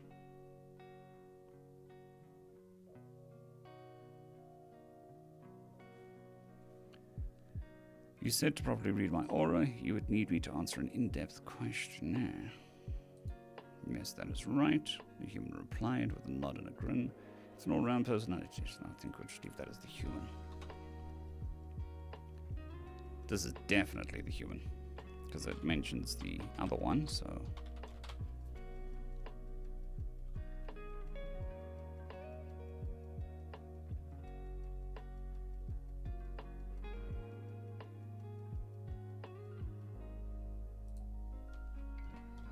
M5. I'm doing as well as can be, Redvex. You know, physio every day, getting better every day. You'll get there. Still a month or two, but hey. I'm seeing the doctor again on Monday, so that'll be good.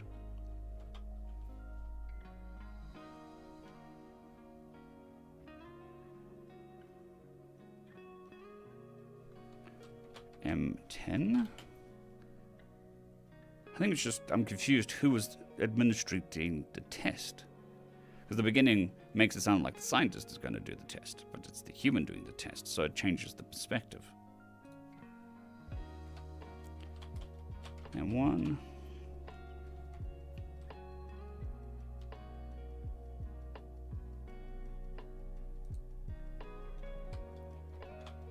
I think the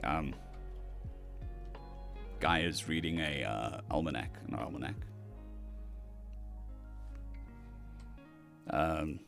Birth science thing. Nope, word's gone. Those statements that apply to everybody but seems very tailored to yourself. M5. This is M10.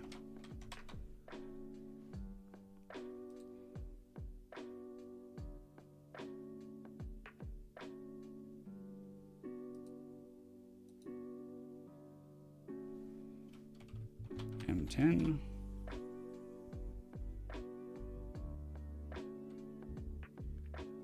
Depends on my mood, peanut gallery. Very much depends on my mood. Same with movies and stuff. I mean, I enjoy a good sci-fi. I enjoy a good fantasy as well, but I need to be in the mood for it.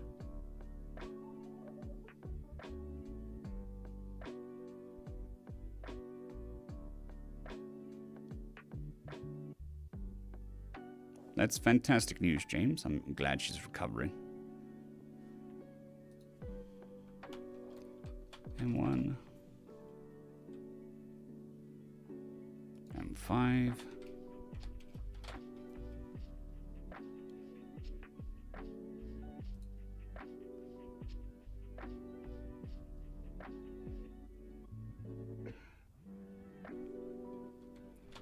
M10.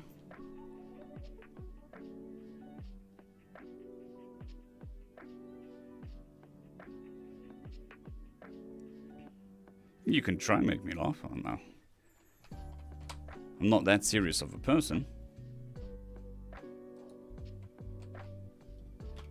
I intend to enjoy a good joke.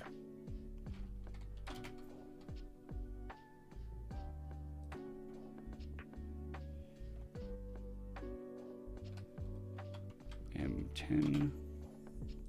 M5.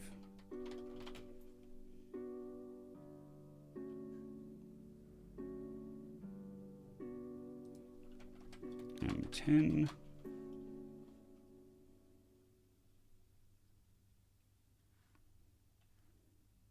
Good afternoon, Benny. Hope you're doing well. M5.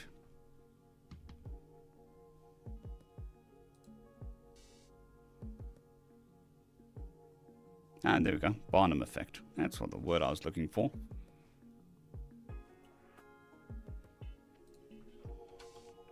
M10.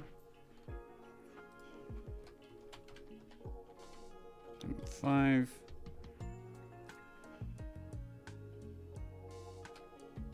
M10. I'm glad you're doing well, Benny.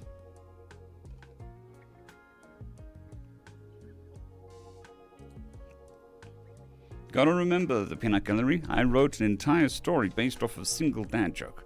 A a very corny dad joke. So one that makes me chuckle every time I tell it. M5. M10.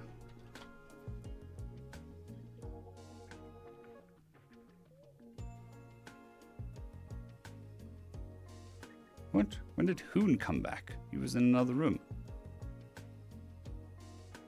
Oh, there. There we go. That's M2 then. Oh, yes, M2.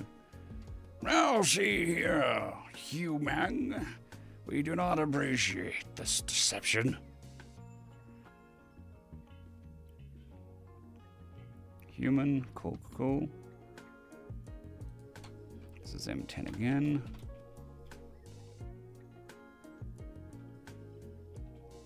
Hoon audibly gulped. He had told no one of his family troubles. How did the human know? How could he see unless the humans were covering up this? This is M2, so this is the boss. Nope, this is M10. He's probably doing a cold read on the alien. M2.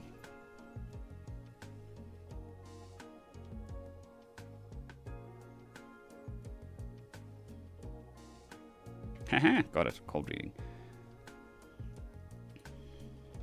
M10.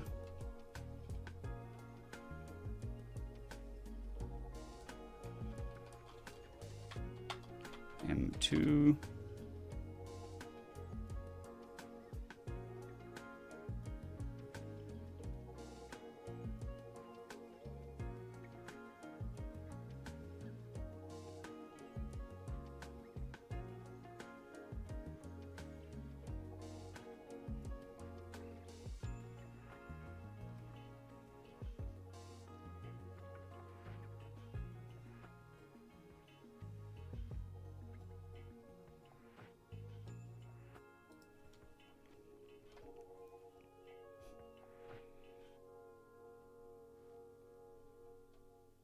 Good one, James. Good one.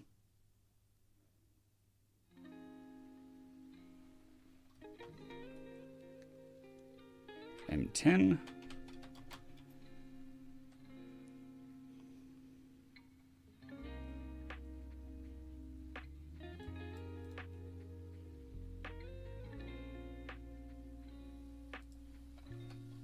M1.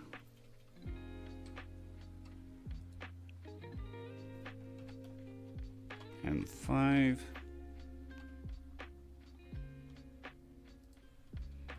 M10.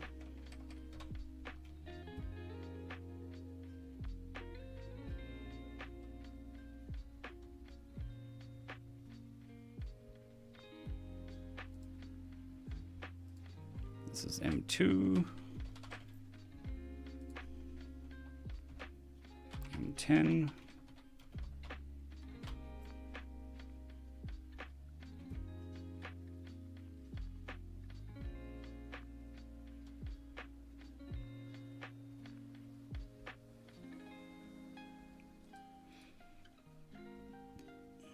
The Amazing Randy. Awesome.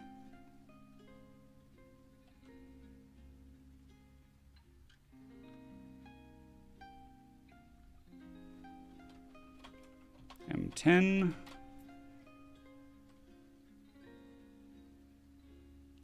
Ooh, interesting. M5. Right. There we go. Ready for the next story. I should move the Teleprompter software where it needs to go. F close this, move this over here. And, no, don't maximize. You are the right size. Don't need to feel insecure. There we go. And then, Audacity, new window.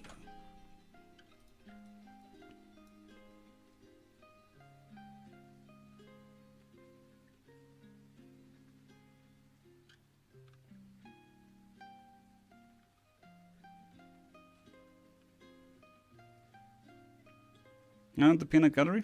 I wouldn't mind reading that specifically.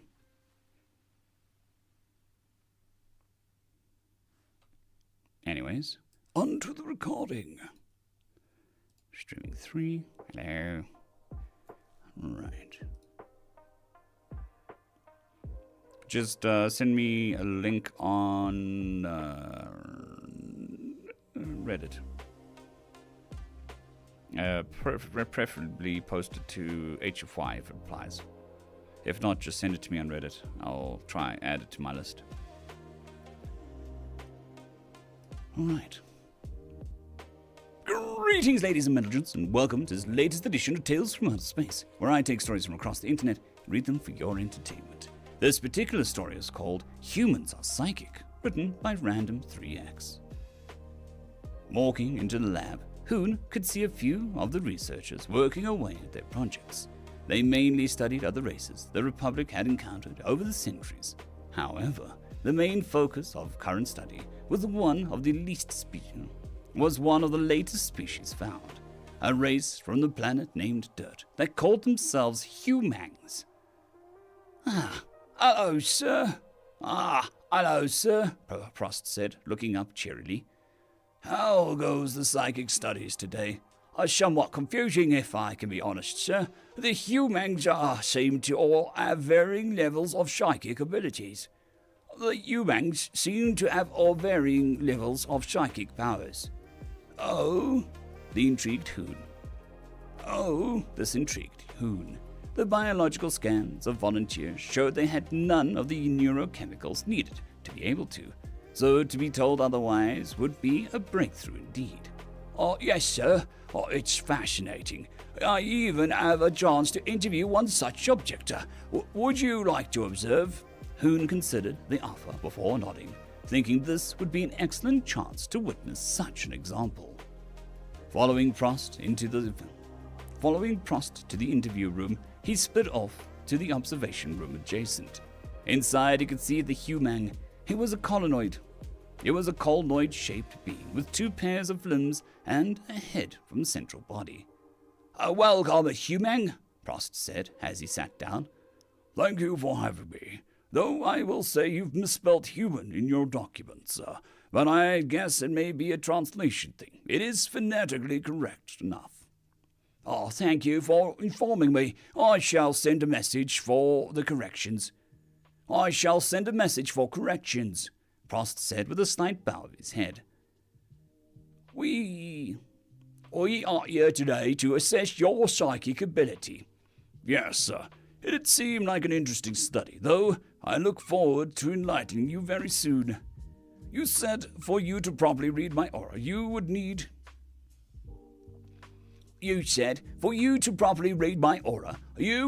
me to answer an in-depth questionnaire. Yes, that's right, the human replied with a nod and a grin.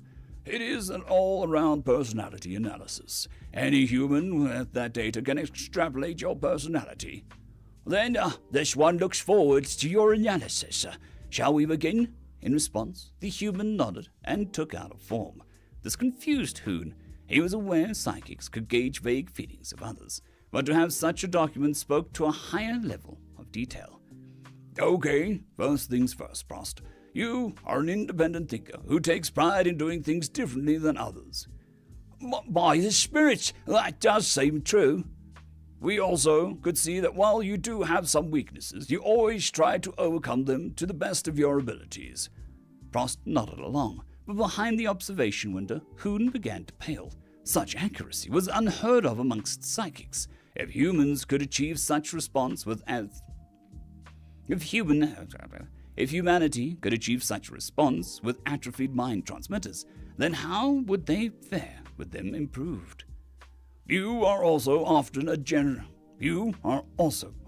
generous as you can be when it is possible, but you also sometimes feel like you could be more generous. Indeed, this one does regret that he cannot offer more to others, Prost replied, nodding. Seeing this, the human nodded before putting the form on the table and sliding it across.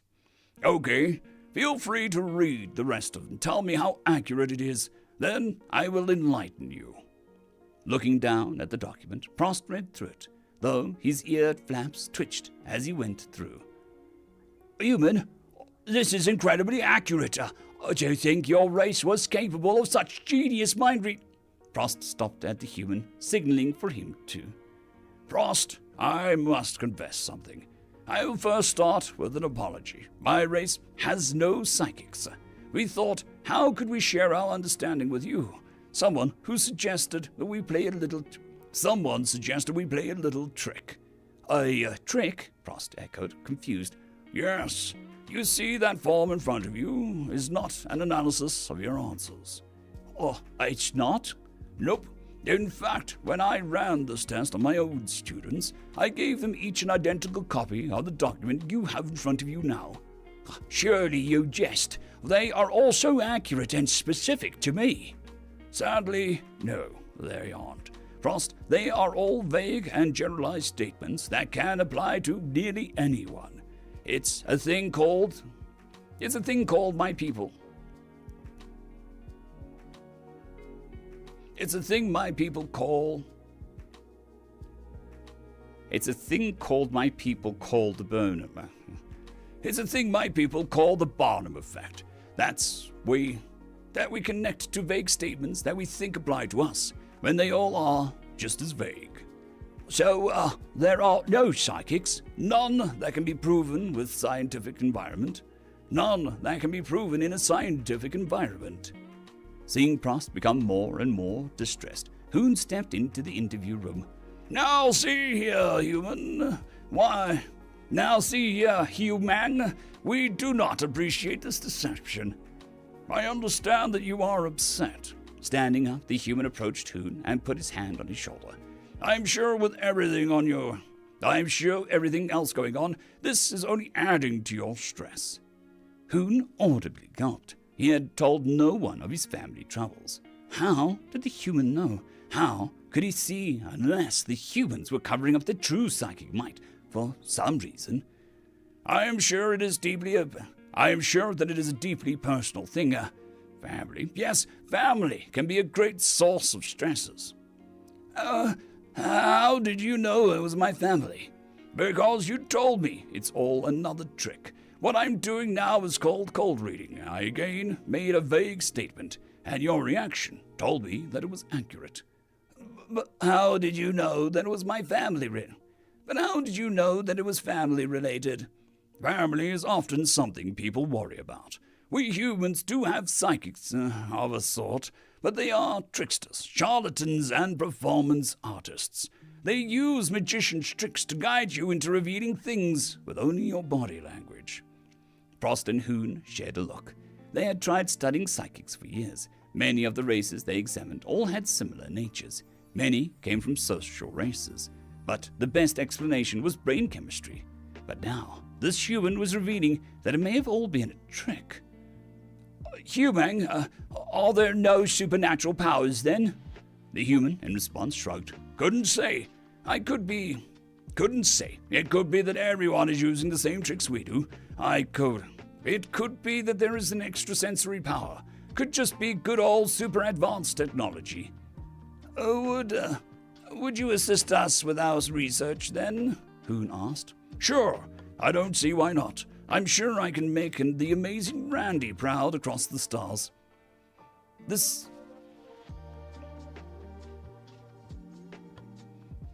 amazing Randy guy.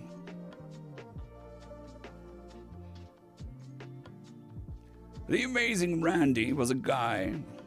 The amazing Randy, a guy. I don't know what that is. The amazing Randy was a magician who very much disliked the people who used these tricks maliciously. Frost paused in thought for a moment as he looked the human over before raising a hand to get his attention. I meant to mention this earlier. You have mages? End of story. End of story.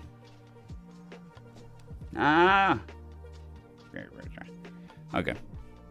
I forgot to push record on the video. But we do have the stream to pull it from. It's going to be a pain in the ass. Anyways. Rather the video than the audio.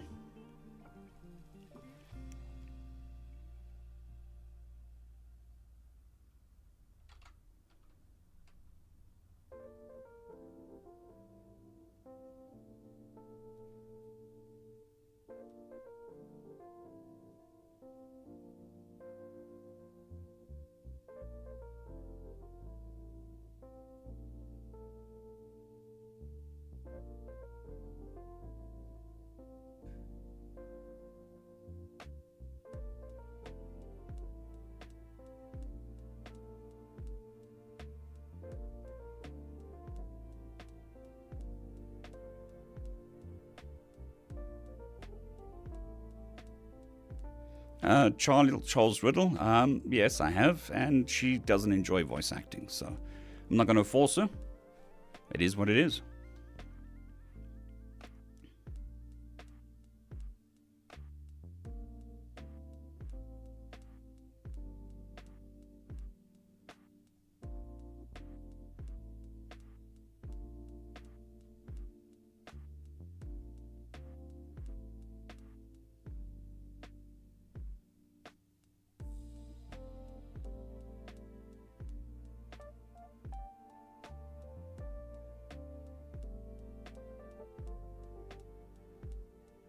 Well, I need to do one more.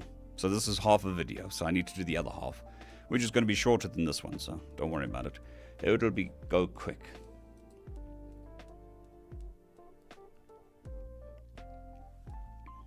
Can't do half a video. Our YouTube will get angry at me if I do half a video. So I will quickly pop up to here.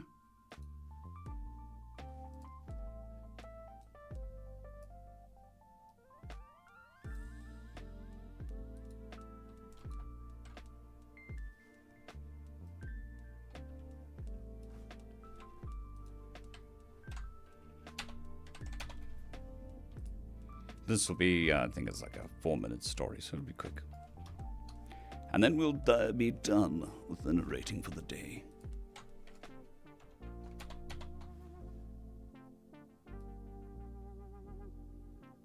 Maybe. Maybe not.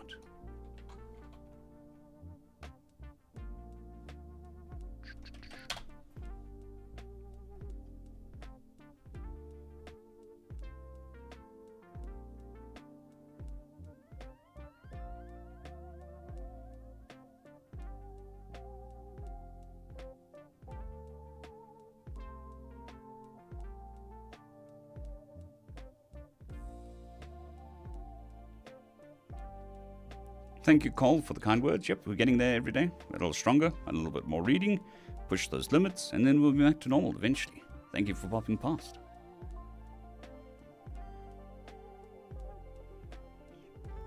Okay. So this is M1. M1 is cool.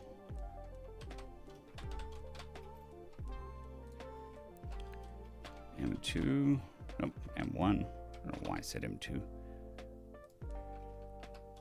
M1. M1.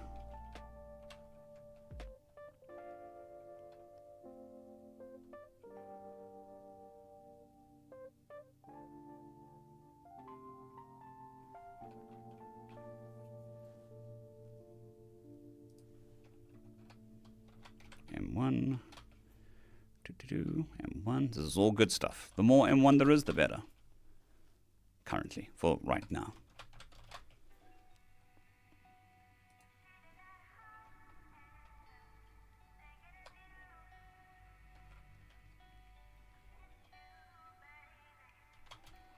M10.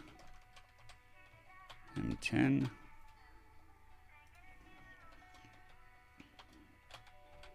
M3. 4. The sign said. It's sort of a cowardly voice. M3.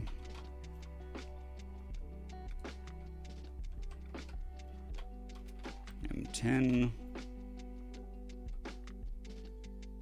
Oh, good. Chemicals. I love reading chemical names, almost as much as I love reading alien names. M3. M3. M10.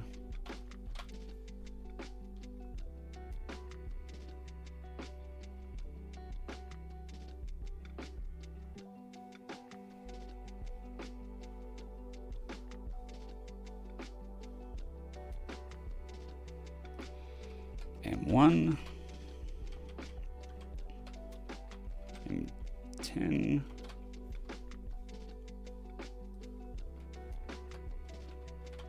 M1. M3.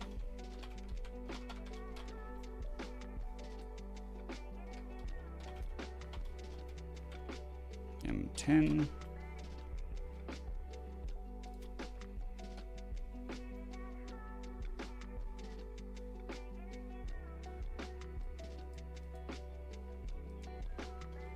M1. M3. That's actually M4. Yeah, M4, not M3.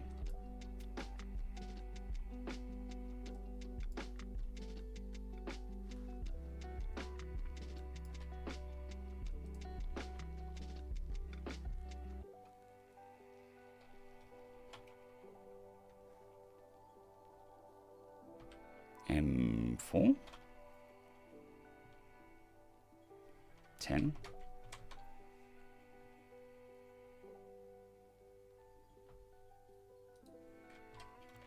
M through 4. 2. M4. M10. M10.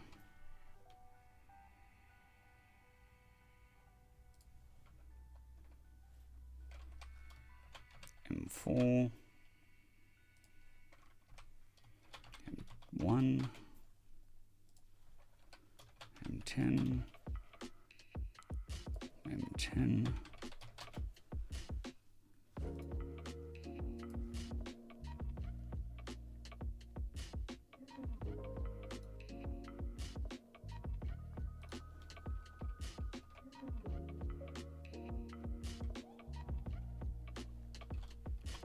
M4,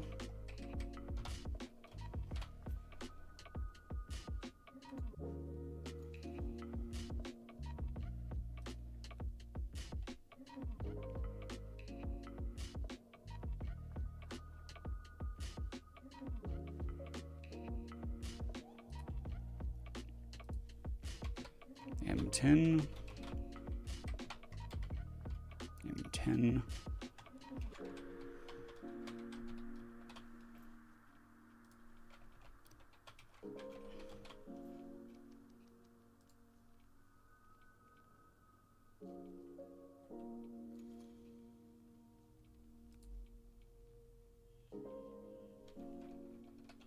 M10. That's M1, not M10. Alright, short story, not 11, 1. Let's quickly head into this one. Remember to hit the record button. That helps. Okay, record. This will be a short one, just a couple of minutes.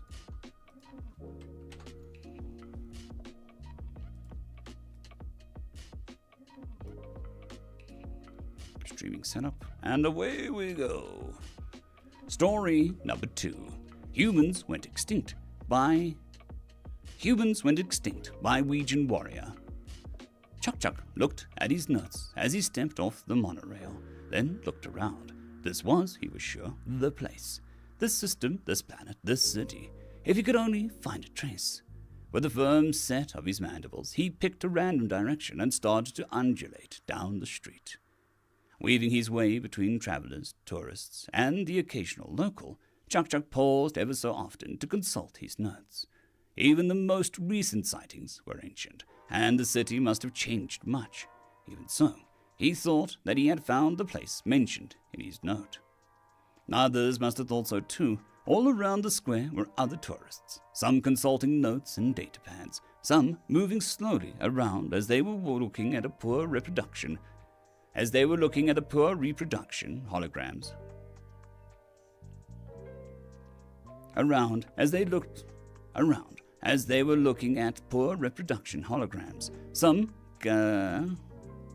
Some gesticulating and discussing amongst themselves. What now? Chuck chided himself. It had seemed so simple when he had booked the ticket. Go to the last place human was seen. Allegedly seen, Chuck corrected himself. And here he was. And Chuck had no idea where to go from here to unravel the riddle of humans.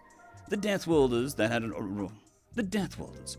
once ruled the galaxy, or maybe just terrorized it, or possibly created every other life form in it, or, at the very least, had appeared some megacycles ago and just as suddenly disappeared.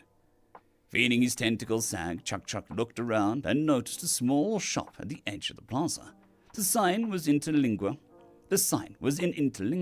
showing that refreshments might be had. He glanced up at the yellow sun, then made his way over. Greetings, the local behind the bar counter said, as Chuck ducked into the semi-dark shop. What can I get for you? What can I do for you? Chuck said, as he worked his way through the sentence. The sign said, Oh yes, dihydrogen monoxide, cold ammonia, bromide on tap, ethyl ammonium nitrate. I'll have to ask you to open that outside, though. Pentane, hexane, benzene. Just water, Chuck interrupted the local. Hydrogen monoxide. A good choice for most. The local reached under the counter and brought out a stained liquid bulb.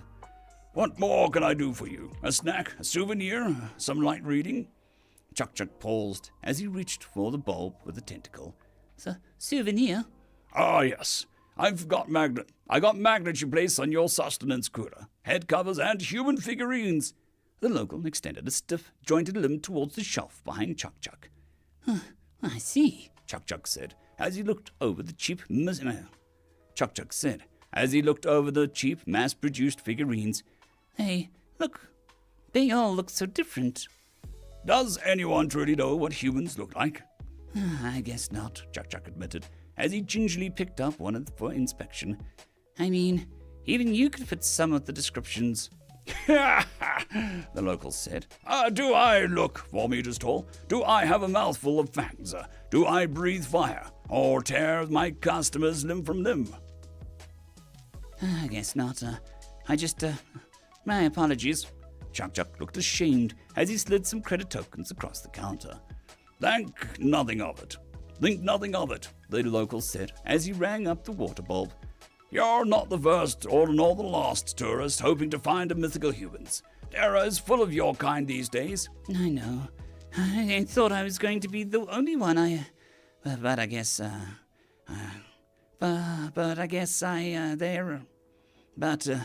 I guess they're either gone or hiding where no one could find them.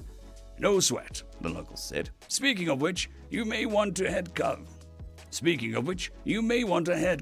you plan to be out in the sun a lot. A little later, as Chuck left with a jaunty hat and a tentacle full of plastic souvenirs, the shopkeeper Josh smiled to himself. One of these days, he muttered to himself, one of them is going to make the connection. But not that one, and not today. End of story.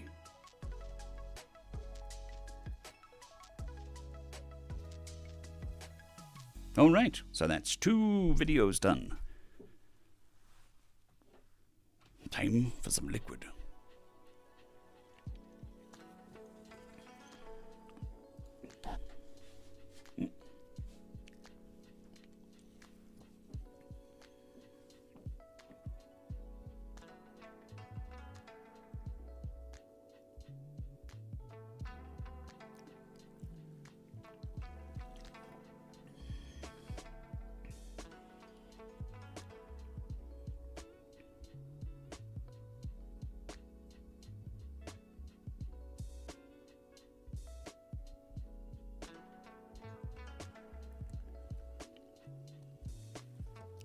Good morning, Andy R. I hope you're doing well.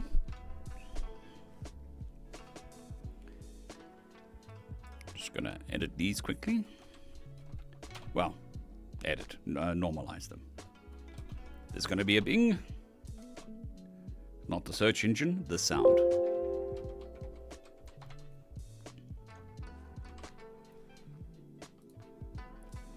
Right, copy. Saving and exporting. Exciting stuff. 6, 1 of 2. Moustache. No, that was the wrong word. Save again.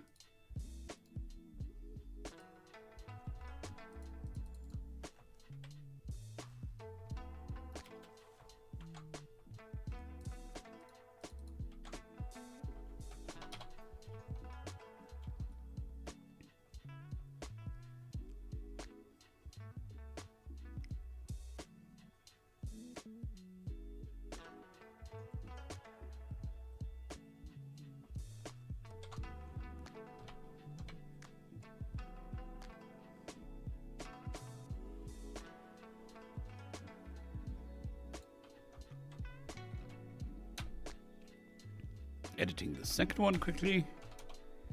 Loud bing.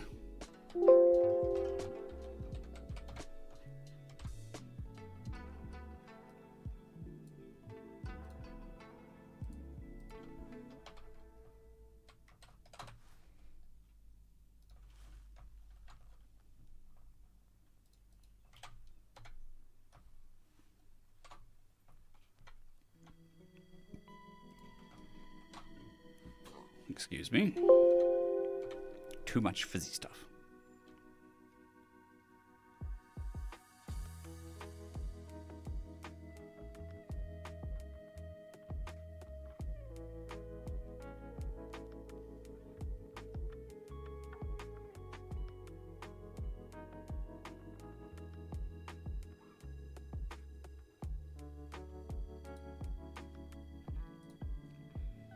Right, so we close the recording software, generate some backgrounds.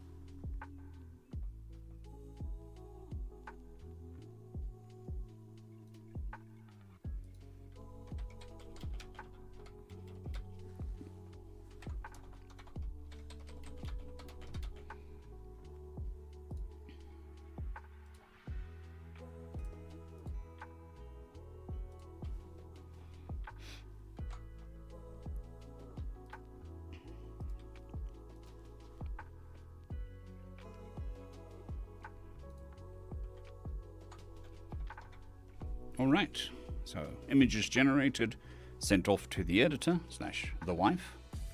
She can start working on those. So we've got an extra video, so it means I can take Saturday off as planned.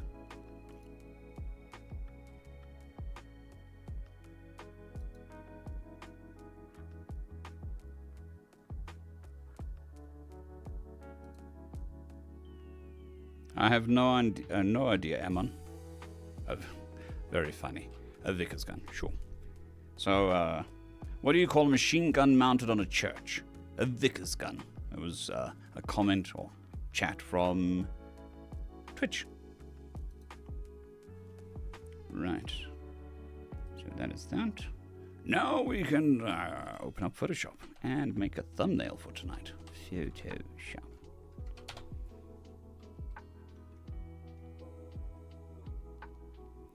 Cheers, Curtis Miller. Thank you for the kind words. Definitely try my best. And I hope you have a fantastic day.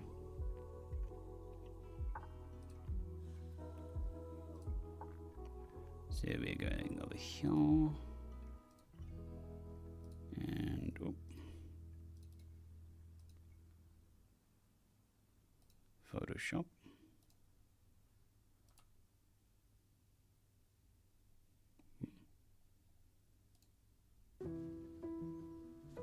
Hello?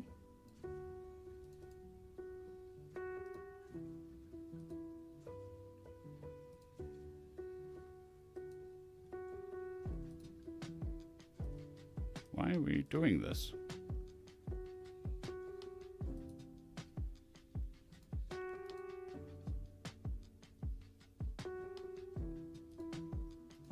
There we go.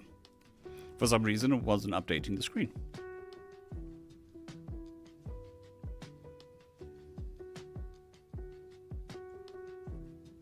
Well, the Captain No Name, I would imagine that depends on whether you want your food leaded or not leaded. Or unleaded.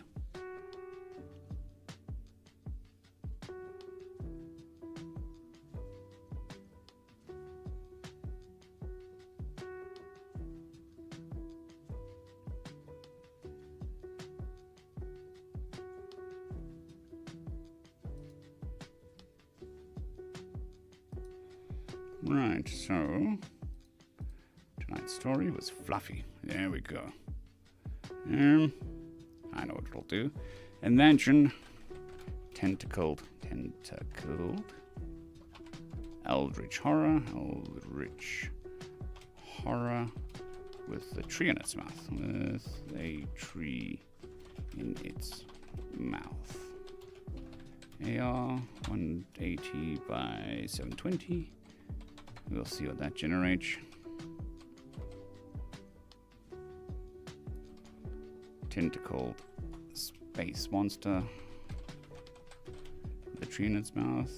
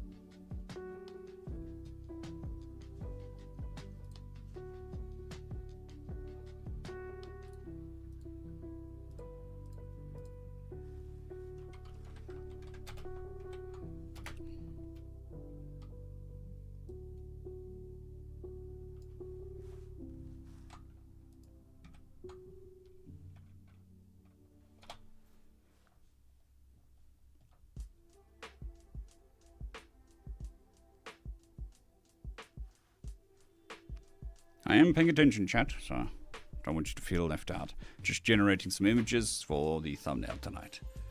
The text is going to be quite the bestest boy. The bestest boy. The goodest boy.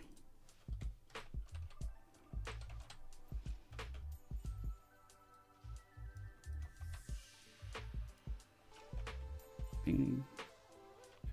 I think we'll probably have this like that.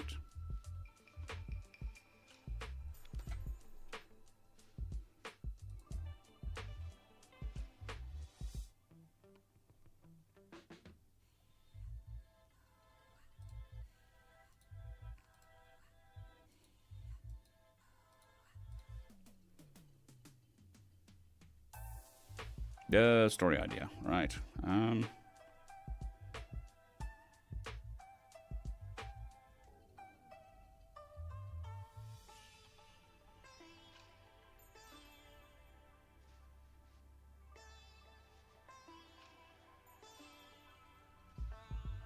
I think there has been a HFY story written about something similar. I know there's one that's been written about moving suns inside the ship. And I think there was one with a planet inside the ship. I can't remember, but it sounds cool.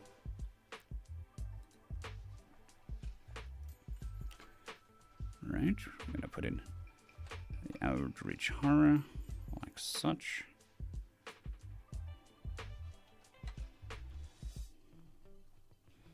Then we're going to do the old extend the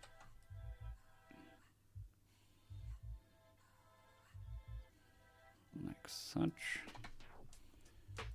Then combine. Then the bestest tool, which is smudge.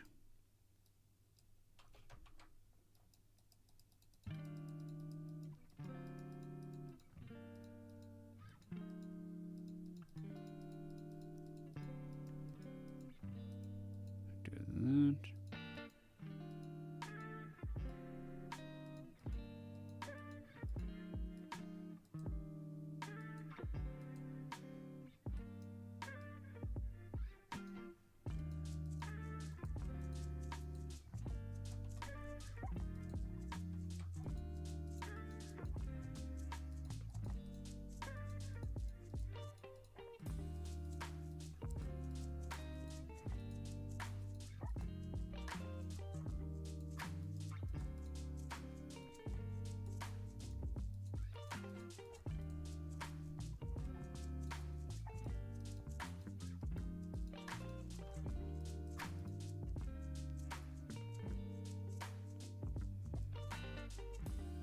And yeah, I think that makes a nice thumbnail.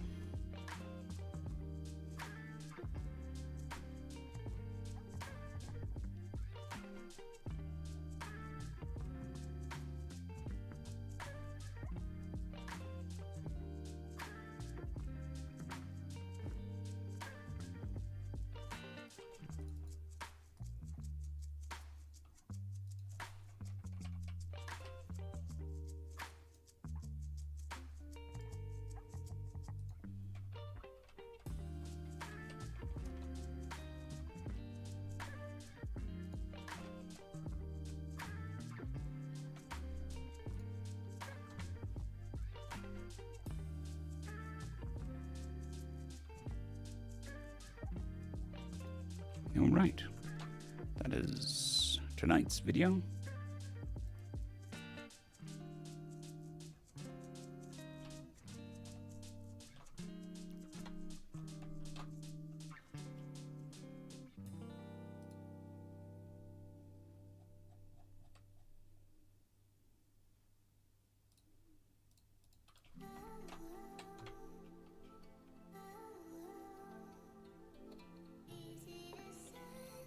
And then tomorrow night's one is going to be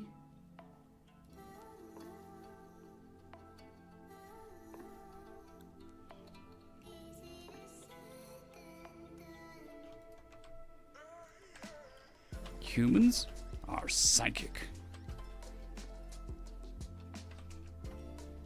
Exclamation mark makes it very important.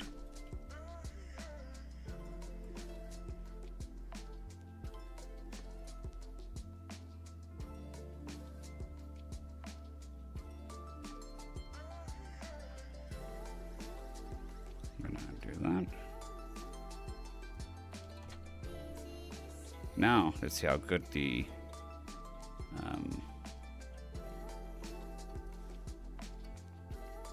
AI is. Imagine the amazing Randy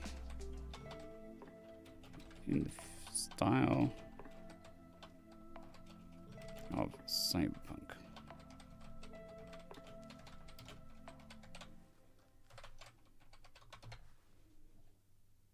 Cheers, James. Hope you have a fantastic day. Yes.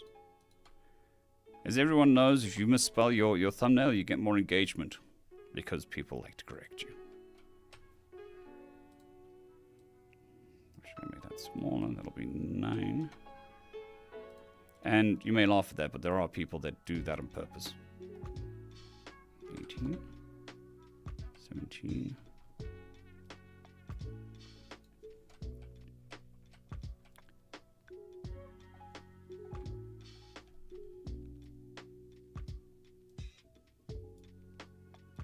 9.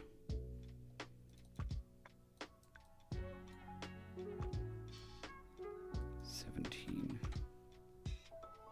And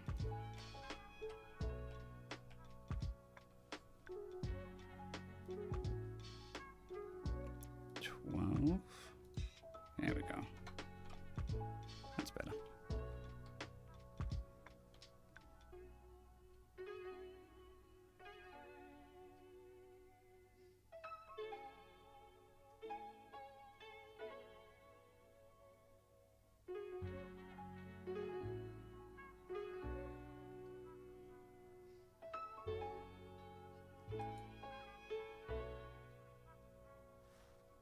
Fair enough. Fair enough.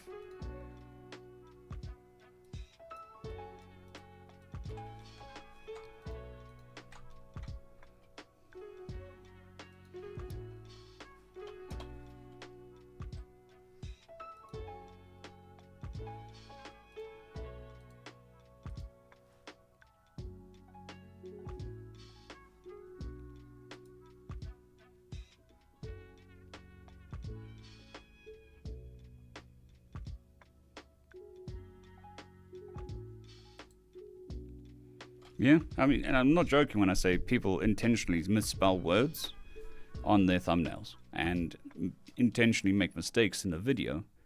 Farming comments.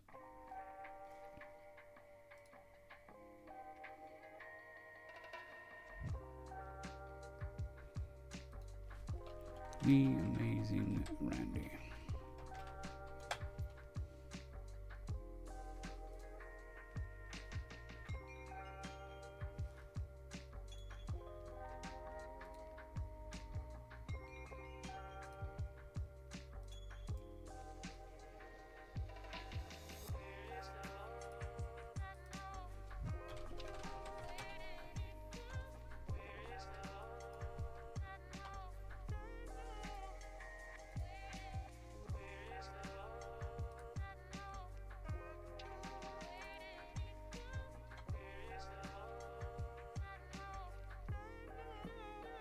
Yep. Never underestimate what people will do for clicks.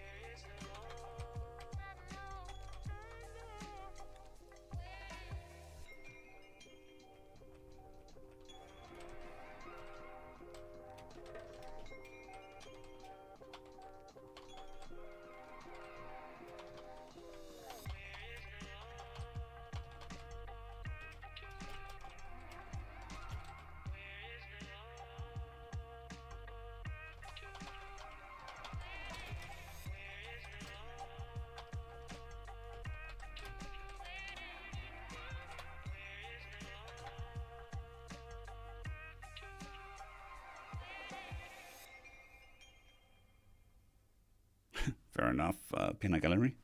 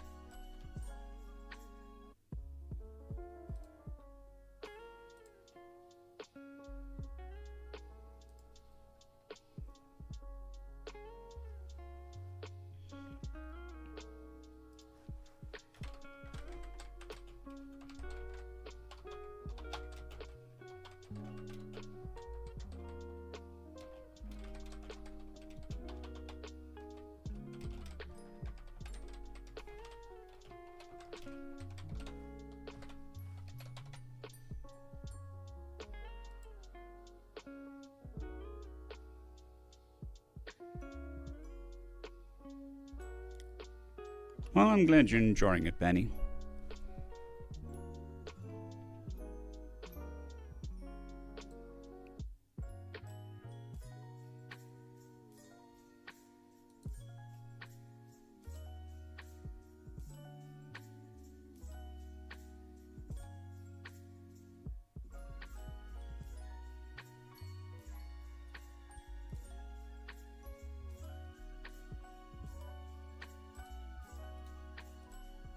So, I'm thinking something like this.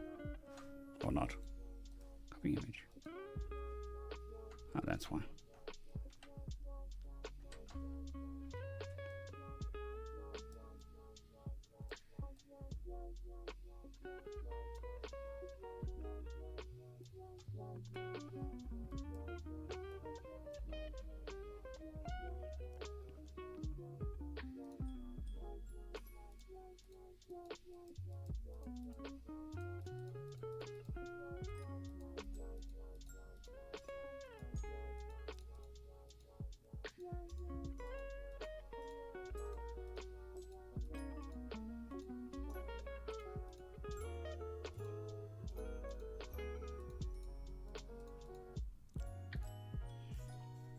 Yep, Jean Grey. This is a AI rendition of Jean Grey. Pew.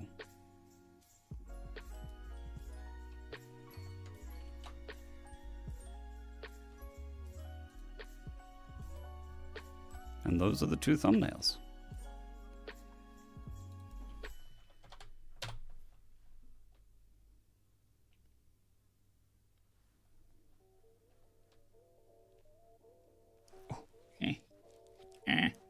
Nose hair. Fighting the moustache.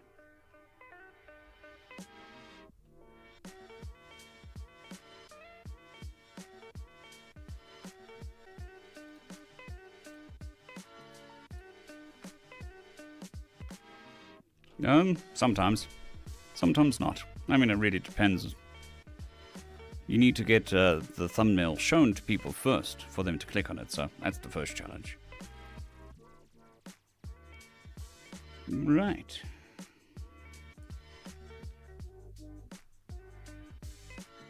Might as well put my glasses back on.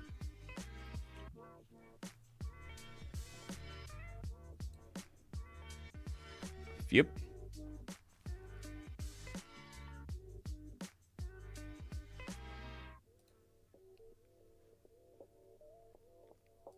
Right, there we go.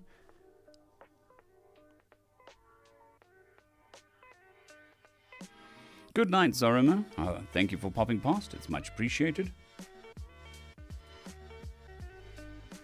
And I think we can click on this again. Full screen me and close the app because we don't need it open.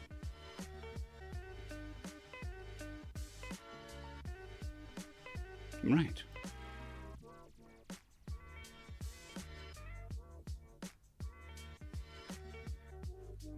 Alrighty. Can't think of anything else we need to do, work-wise.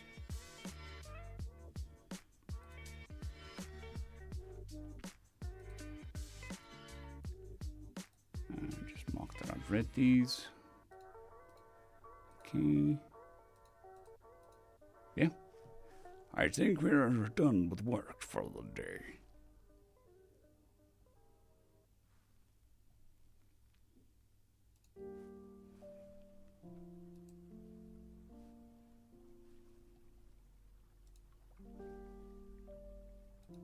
You can close this. We can close this. We can close this. So many apps open. Too many apps open. And there we go.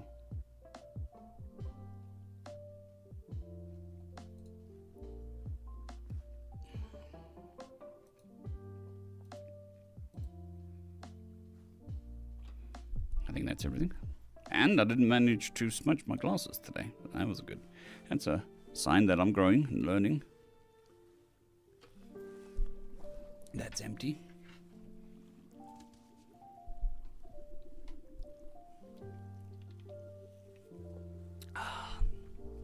Noms.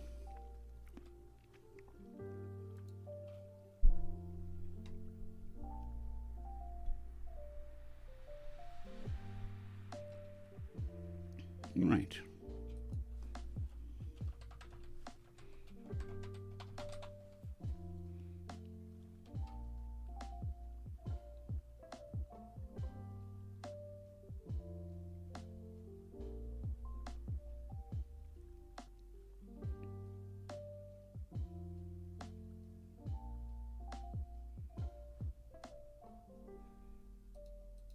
Nice and simple.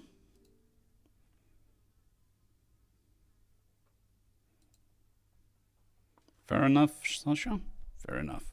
My voice has just reached its peak. Well, peak. It's getting tired now. So I can't narrate more. Should still be able to speak without any problems.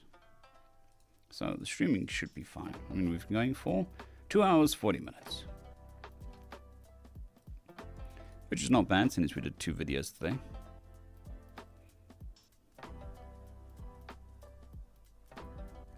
But my voice is a lot more tired than yesterday because we did 3 hours yesterday, but I only narrated 1 story. So it makes a big difference.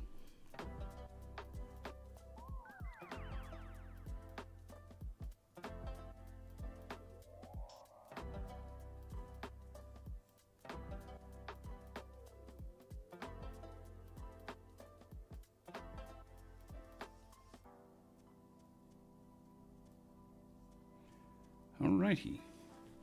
Just checking to see if there's anything important on my phone to get my attention. Any burning buildings to take care of, or fires in the office. It was. Well, I mean, we did 3 stories. So one was 12 minutes.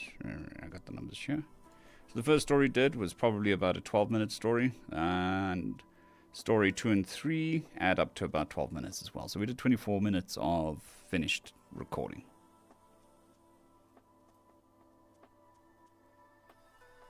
Thank you, Brian. I mean, got to keep pushing it until we are back up to snuff.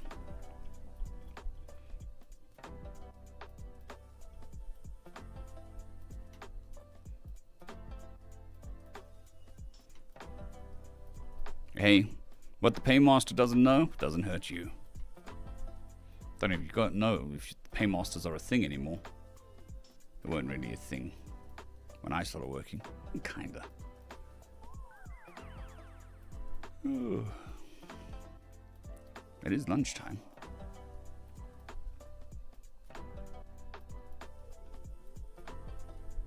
That's pretty cool, Sasha. Stop playing with the microphone. There we go. Rule 1, don't play with the microphone.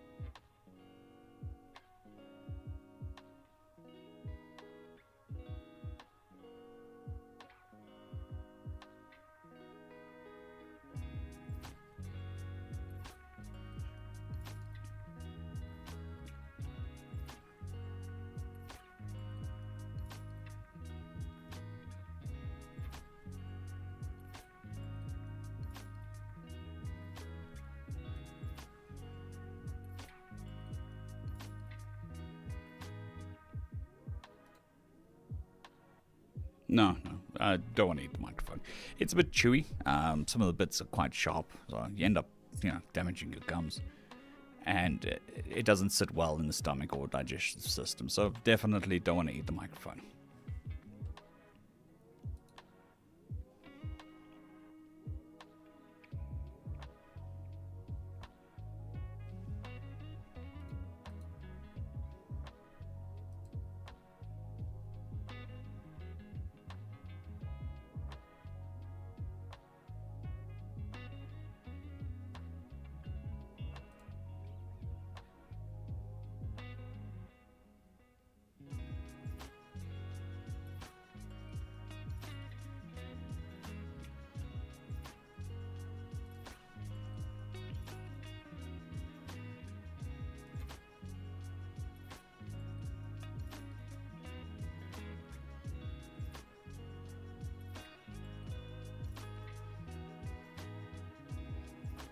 Yeah, I mean, working from home has its own problems.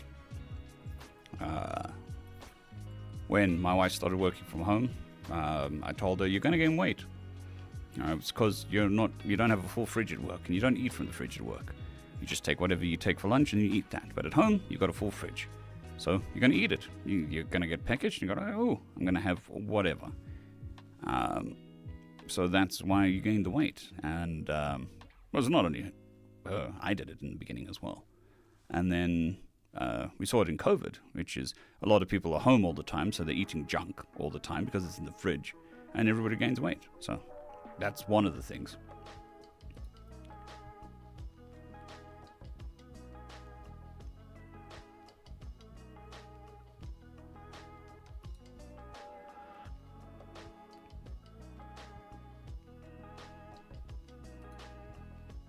There are other things like tripping over the dog.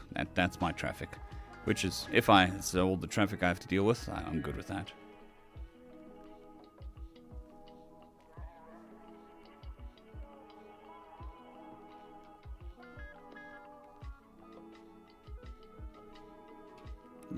Screen. Fair enough, Sasha. Fair enough. still a common problem.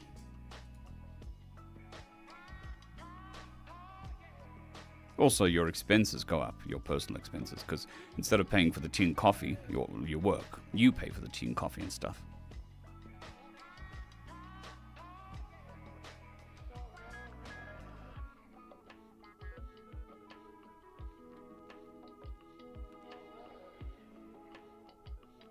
Yeah, and I also work 7 days a week through COVID. That's true, Hipper. You need a nanoforge in your stomach to eat metal. Otherwise, it goes to waste.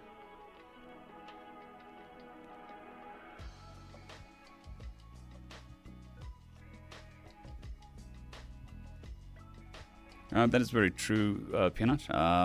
So I personally just have a workspace. So when I go to the workspace, that's work. When I leave the workspace, that's going home. And it's just keeping that mentality as well.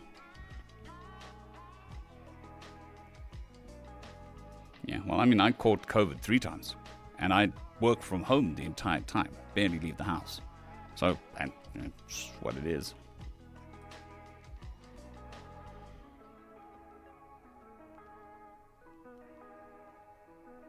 Yeah, I'm not saying that working from home is worse than working at work, but there are things that you need to consider.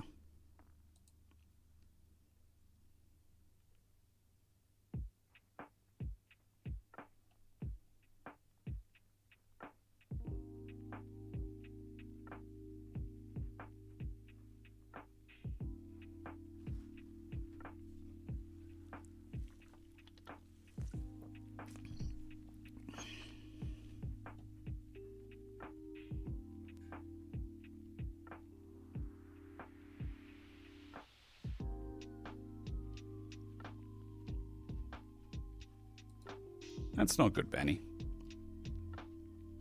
That is a rough when you get injured.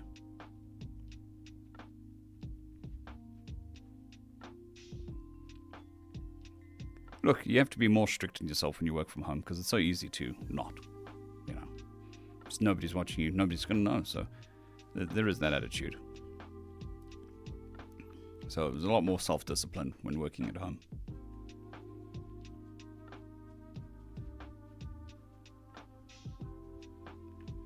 Yes, not having to deal with traffic is awesome. Oversleeping, however, is not.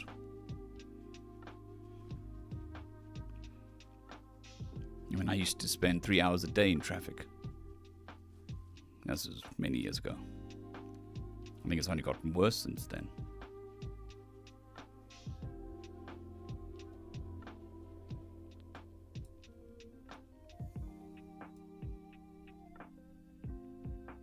Thank you, Thomas.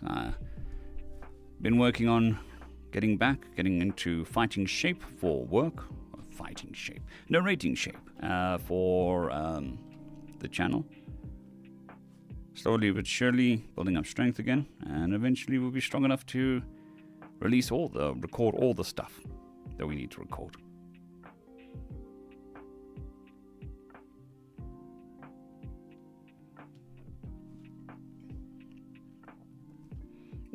That's very true, Crusader. Especially, depends on the work. I've worked from home various degrees for 20 years, so I'm pretty used to it. Sometimes for other people, but mostly for myself. So, when you're your own boss, you can give yourself the day off, but you shouldn't because you need to work. It's easy to go like, oh, okay, we're not going to do anything today, but, you are the root cause of your problems if you do that. You're like, okay, we're going to do some adult stuff, adulting, and then after adulting, we reward ourselves with some games or some Magic the Gathering or just sitting in a room enjoying the silence.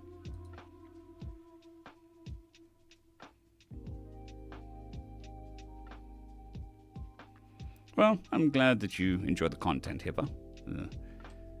I try my best. Hopefully, once my voice is fully recovered, we'll have a bigger range and can provide more entertainment. Thomas, nothing yet. When we come back, we'll probably start Survivor's Dungeon again, because that's still not caught up. After that, we might just catch up Epic Loot. And then for the science fiction, I think I was going to do the New Species Book 2, which is the new threat, which should be finished by the time I start narrating series again. But TFOS come first, so building strength in TFOS until we can do TFOS and re-TFOS, which is recording old stories to modern standards. And then once I'm doing that consistently, I'll branch out into doing series as well. So it might be another month, maybe 2, before I start series again. It all depends on how quick my voice rehabs.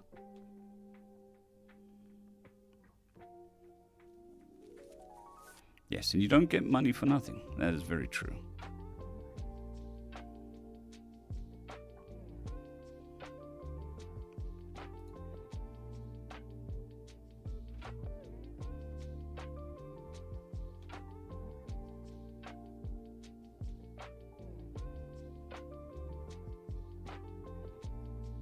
It's very true. I mean, a lot of people do that.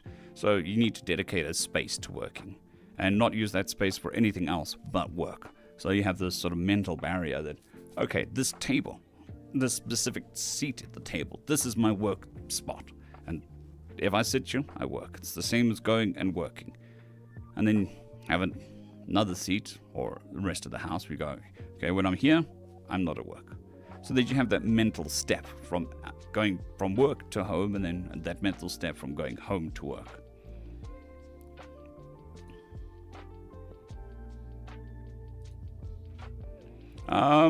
Gene, the author is on hiatus, so probably not. I've read everything they've released.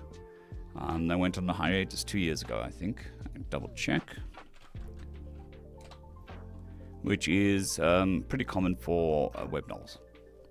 So web novels are either extremely popular and they sign contracts and I lose the ability to narrate them, or the author runs into real life, has to make money, stuff like that. So they will then go on hiatus.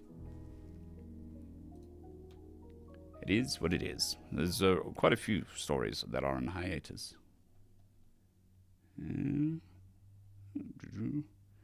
Okay. So we're not Epic Loot. We're only 1 chapter behind. Survivor's Dungeon. We are 28 chapters behind.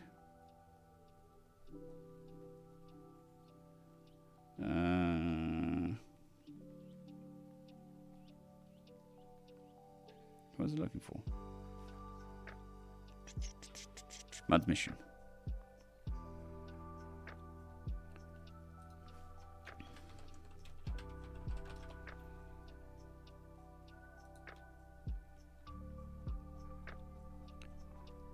Yeah, it hasn't been updated in 3 years, so I don't think it's going to be updated.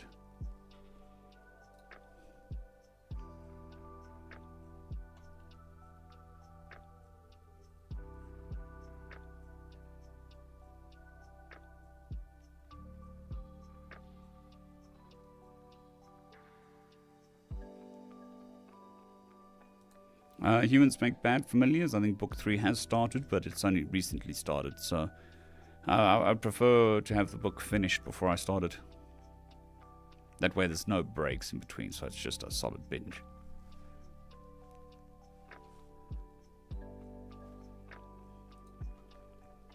Especially for like your small books, like 30 chapters, which is a normal book. But by web series standards, it's quite short. Nature of Predators 2, Book 2. Again, I'll wait until most of the book is finished or it is complete before I start, so that there aren't any breaks in it. The most ridiculous story that I've narrated. There's so many. You got to understand that I've narrated over 3,000 stories, so a lot of them kind of blur in my head. Makes it very difficult to remember specific stories. But there have been some truly ridiculous ones. As for series, I think First Contact was quite high on ridiculous. Not a bad ridiculous, just in general. Very Clever Primates has ended. That was a complete book.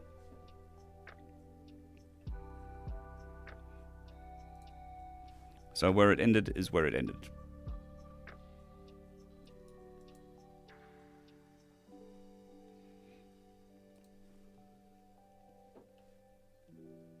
Fair enough, Benny. Fair enough.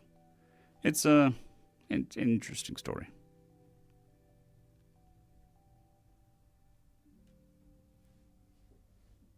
Fair enough, Hipper. Why have any favorites? I mean, I can say my favorite HFY story was about ADD, really. The only reason why humanity advances so quickly is because basically humanity as a collective have ADD. They get bored and they want a new thing, so we invent a new thing. And that just accelerates us in technology-wise. Yes, Billy Bob is very much up there on ridiculous. Again, not the bad kind of ridiculous, just, really out there.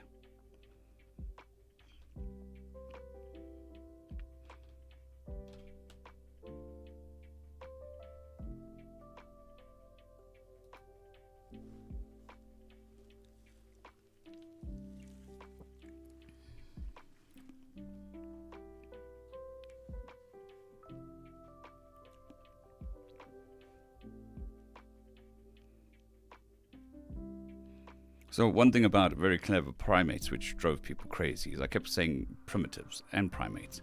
So narrating is kind of like being a autocomplete on a computer. So you get used to how sentences are structured so that you can kind of guess what the next word is. And at that time I'd read several stories which kept calling humans primates. Stupid primates and that sort of thing. So when I was reading the story and it said stupid or primitives, my brain auto-completed to stupid primates.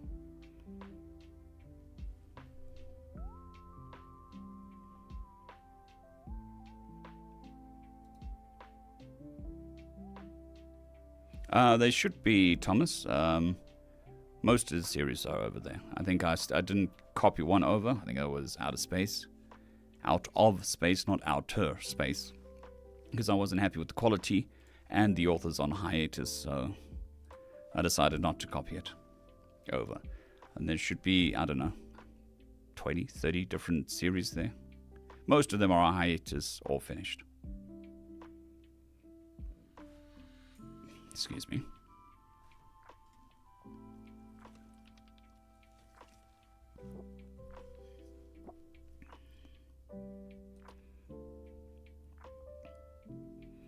Very true, the peanut. It is a shiny thing.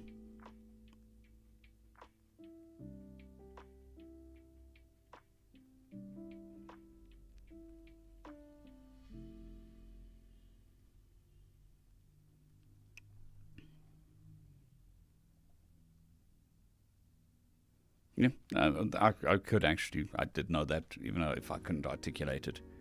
So when you're reading as a professional, you're actually trying to read 1 or 2 words ahead. So it's kind of buffering what the next word is. So you take the structure and then you buffer it, basically. That's why primitives and primates got swept around. Because my brain would see primates and then just say primitive. Or other way around.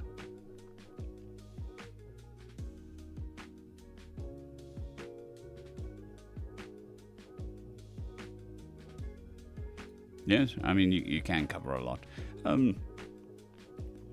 Look, I think there's over 1,500 hours of narration across both channels. It's a good chunk of narration.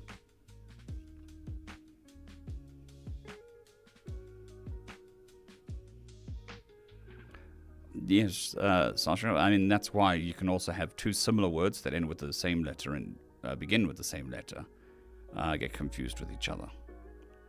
Like primitives and primates. In this particular case, it happens all the time for me, where I'll read a word and then it's the wrong word.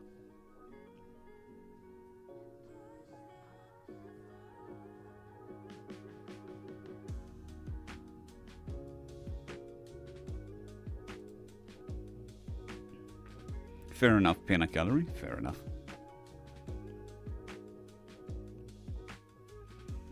Good afternoon, Mark, VT22. I'm doing well, thanks. Recovering after the surgery. I'm getting better and better every day.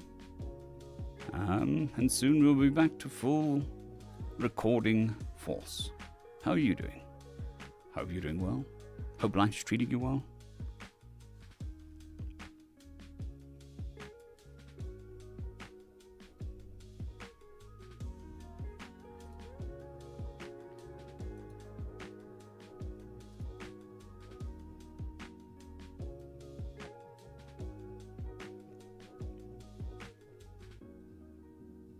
I've got 5 people watching on Twitch. Hello, Twitch viewers. I hope you're doing well. I think there's an ad break. There is an ad break.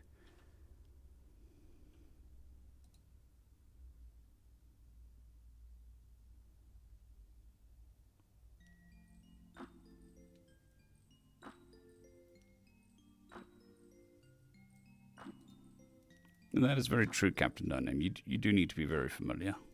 That's also why, new narrators stop and talk like this. Whereas it's not quite as smooth as it should be. Oh. Hopefully it's a nice hearty breakfast, Brian.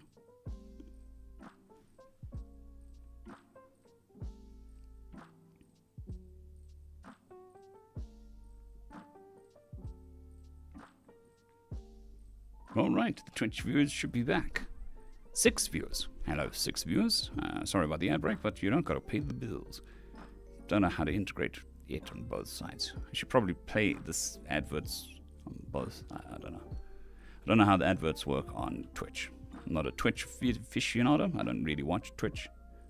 So, we're all learning.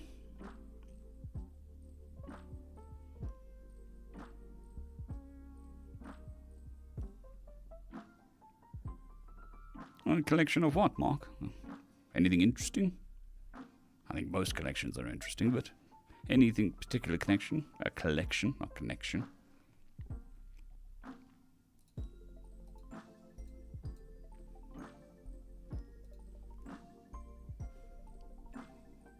Buffering? Oh, okay, cool. Right. We're up to 39 viewers.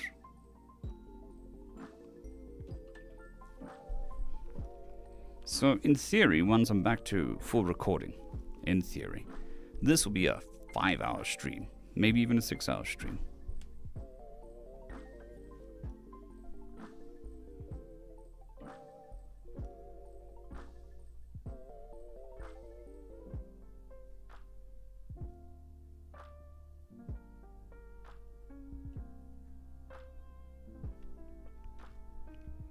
So, yeah. That should be enough to grow the Twitch channel. In theory. That's what people recommend. At least 4 hours for a stream session. So with recording at full rate, stop playing at the microphone, then we should be able to pass the 5-hour mark on Twitch. Which is good. Just a second avenue of something that happens to the YouTube channel. I've got the Twitch channel.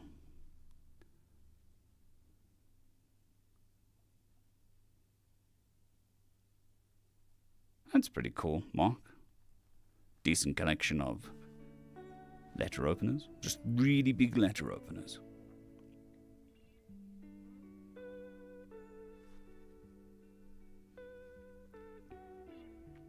Well, we're up to 170 followers on Twitch. That's cool. Almost at the 200 mark. I have no idea if that's good. I do know I'm affiliated. I can make money.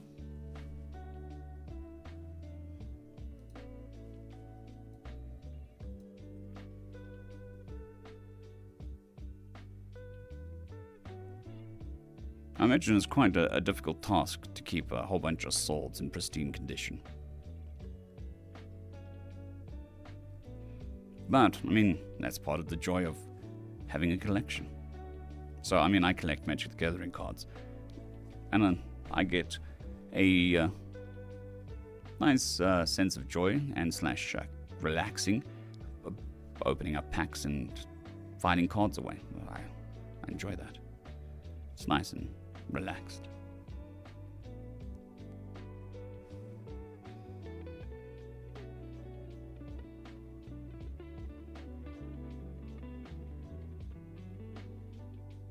That's fair enough, Sasha. I suck at languages. I speak this, and this in different accents. I can speak teeny tiny bit of Afrikaans. That's about it. Oh. Thank you for the follow, Najoran Saga. Much appreciated.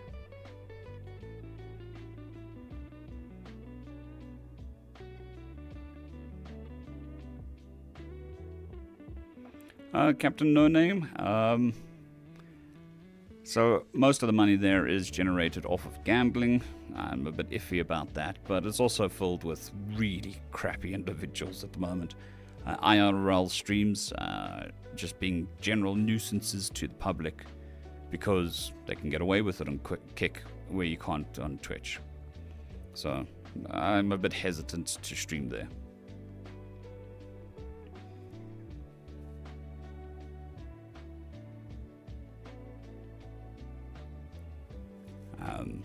And I wouldn't gamble on stream because I'm not a big gambler. I mean, if they offered me a multi-million-dollar contract, I would stream there. But I don't know about now. Maybe, maybe not. We'll see. Good morning for you, Rogue Minion. Hope you're doing well. I hope you've had a fantastic morning and you slept well, hopefully.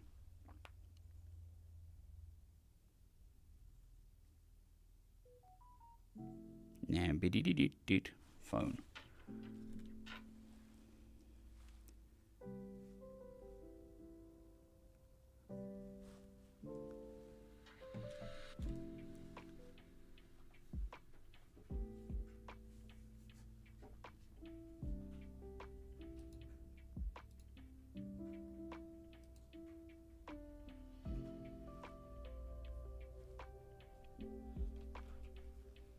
Ooh, we're up to 7 viewers on Twitch. Hello, 7 viewers on Twitch. That's good.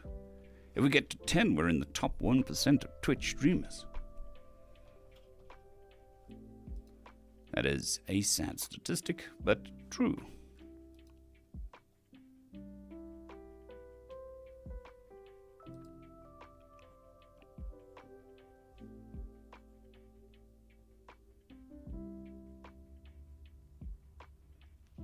Well, I'm the same, Sasha. I had Afrikaans for 12 years. 12 years? Oh. 12 years and I can barely speak it. I could speak it just enough to pass my matric. And then that was 20 years ago, so I've forgotten. 15 years ago, and I've forgotten. Fair enough, Benny. It's still the better platform for streams than YouTube.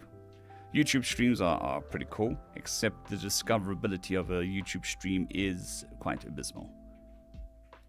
So there's that. I mean, being discovered on Twitch is difficult, but being discovered on YouTube streaming is almost impossible.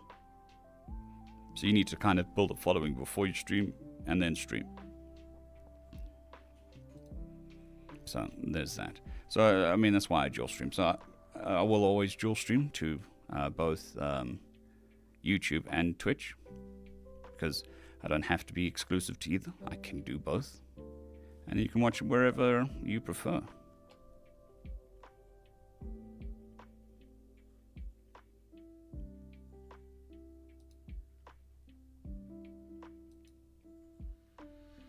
Well, I mean, recently Twitch have stopped their exclusivity bullshit, so there's that. It helps. I think about a year ago, if I was an affiliate, I wouldn't be able to dual stream. I was that partner. I can't remember which level it was. So they had exclusivity stuff. So you couldn't upload the VOD from your Twitch stream to any other platform for 48 hours. So that was not great. But now it's not like that. So now you can dual stream and it's not a problem. Doesn't break any contracts, as far as I understand.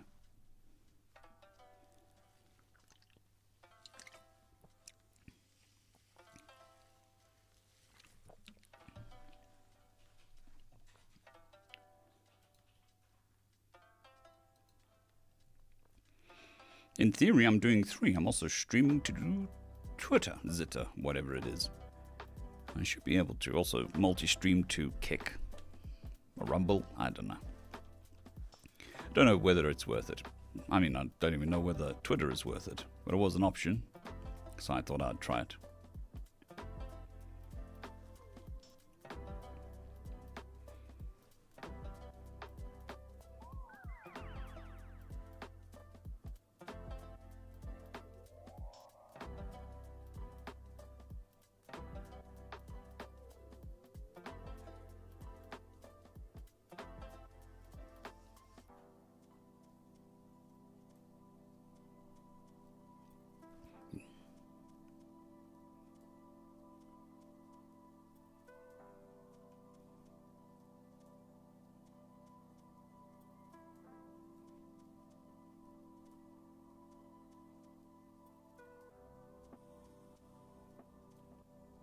Cheers, Rogue.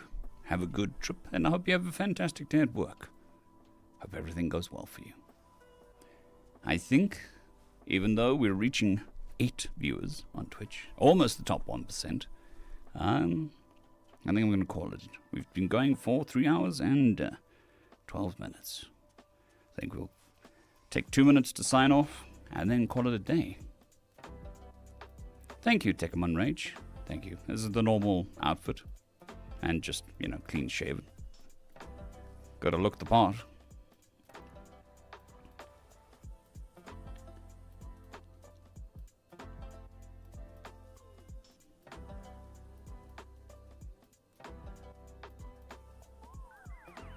Fair enough, Penny. I mean, YouTube's still the best video platform, and Twitch is still the best streaming platform. And in theory, Kick uses the Twitch as well, but uses the same API as Twitch.